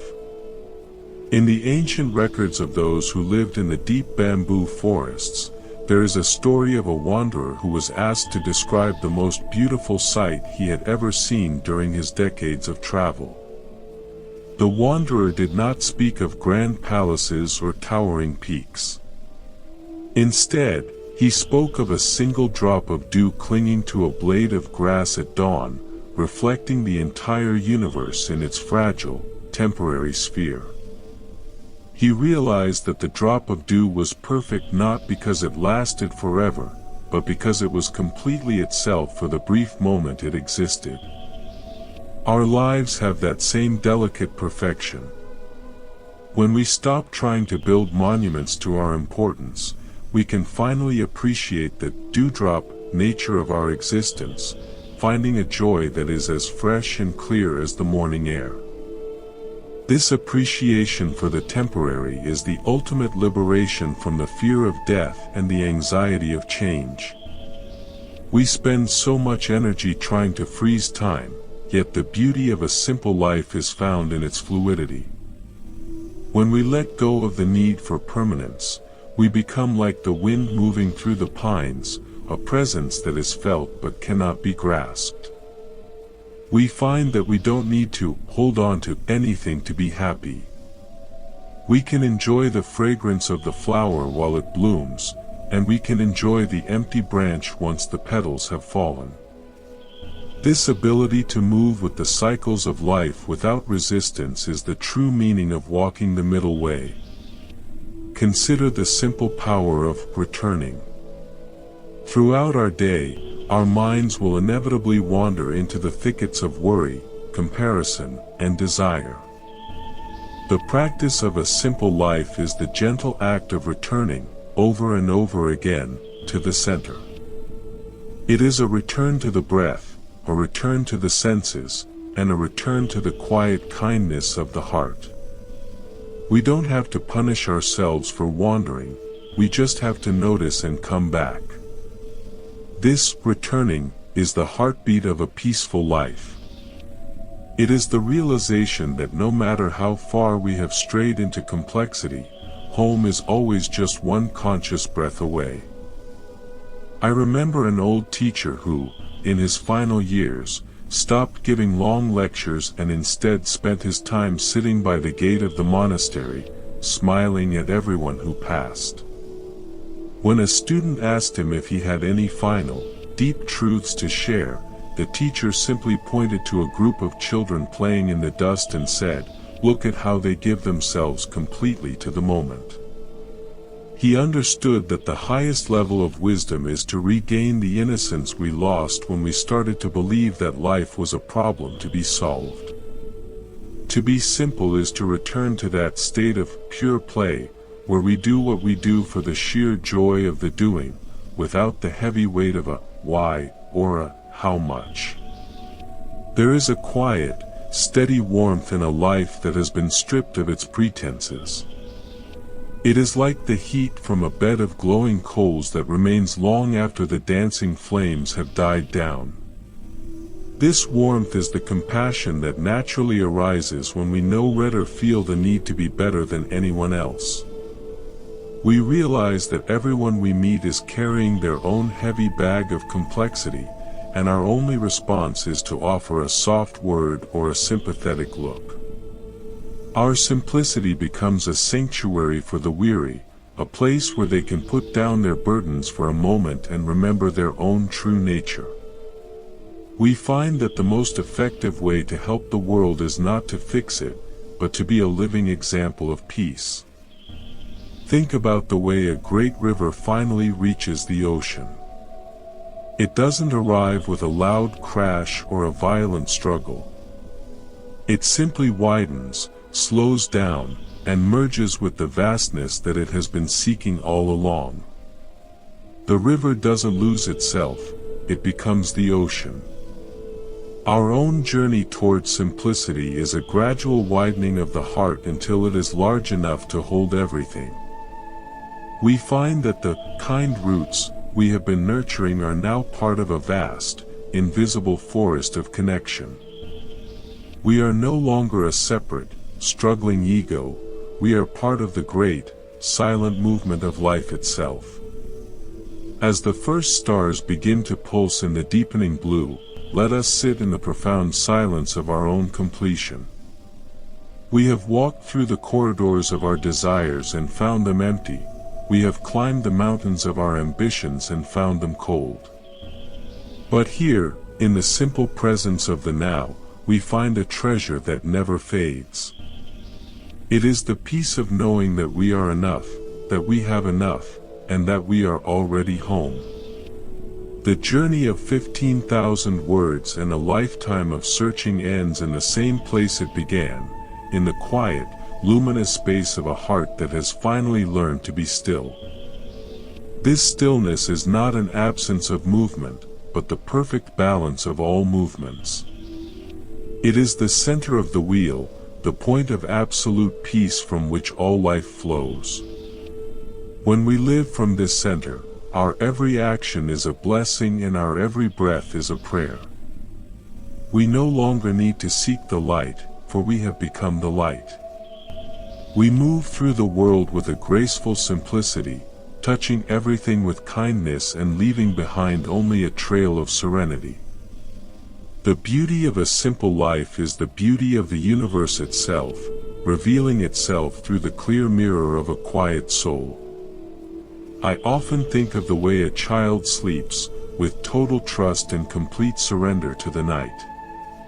We can learn to live our waking lives with that same trust. We can trust that the earth will support us, that the air will nourish us, and that the inner wisdom of our hearts will guide us. When we live with this trust, the world stops being a place of struggle and becomes a place of wonder. Every moment is a gift, every encounter is a miracle, and every breath is a celebration. This is the ultimate fruit of the simple path, a joy that is not dependent on anything external, a peace that is as deep and as vast as the midnight sky. Let us look at the calloused hands of a gardener, the weathered face of a mountain guide, or the quiet eyes of a grandmother. These are the faces of simplicity. They tell the story of a life that has been lived with honesty, hard work, and love. They don't need titles or trophies to be significant. Their significance is in their very presence, in the way they have stayed true to the essential through all the storms of life. We can choose to be one of those faces. We can choose to build our lives on the solid ground of the simple and the true, rather than on the shifting sands of the complex and the false. There is a final, beautiful realization that comes at the end of the day: everything we were looking for was already here. We were like a fish searching for the ocean or a bird searching for the sky. The simplicity we sought was the very ground we were standing on. The peace we craved was the very air we were breathing. The love we wanted was the very pulse of our own hearts. In the end, there is nothing to achieve and nowhere to go. There is only the simple act of being, here and now, in the middle of this magnificent, mysterious existence. As the world settles into its nightly rest, let us also settle into our own inner sanctuary.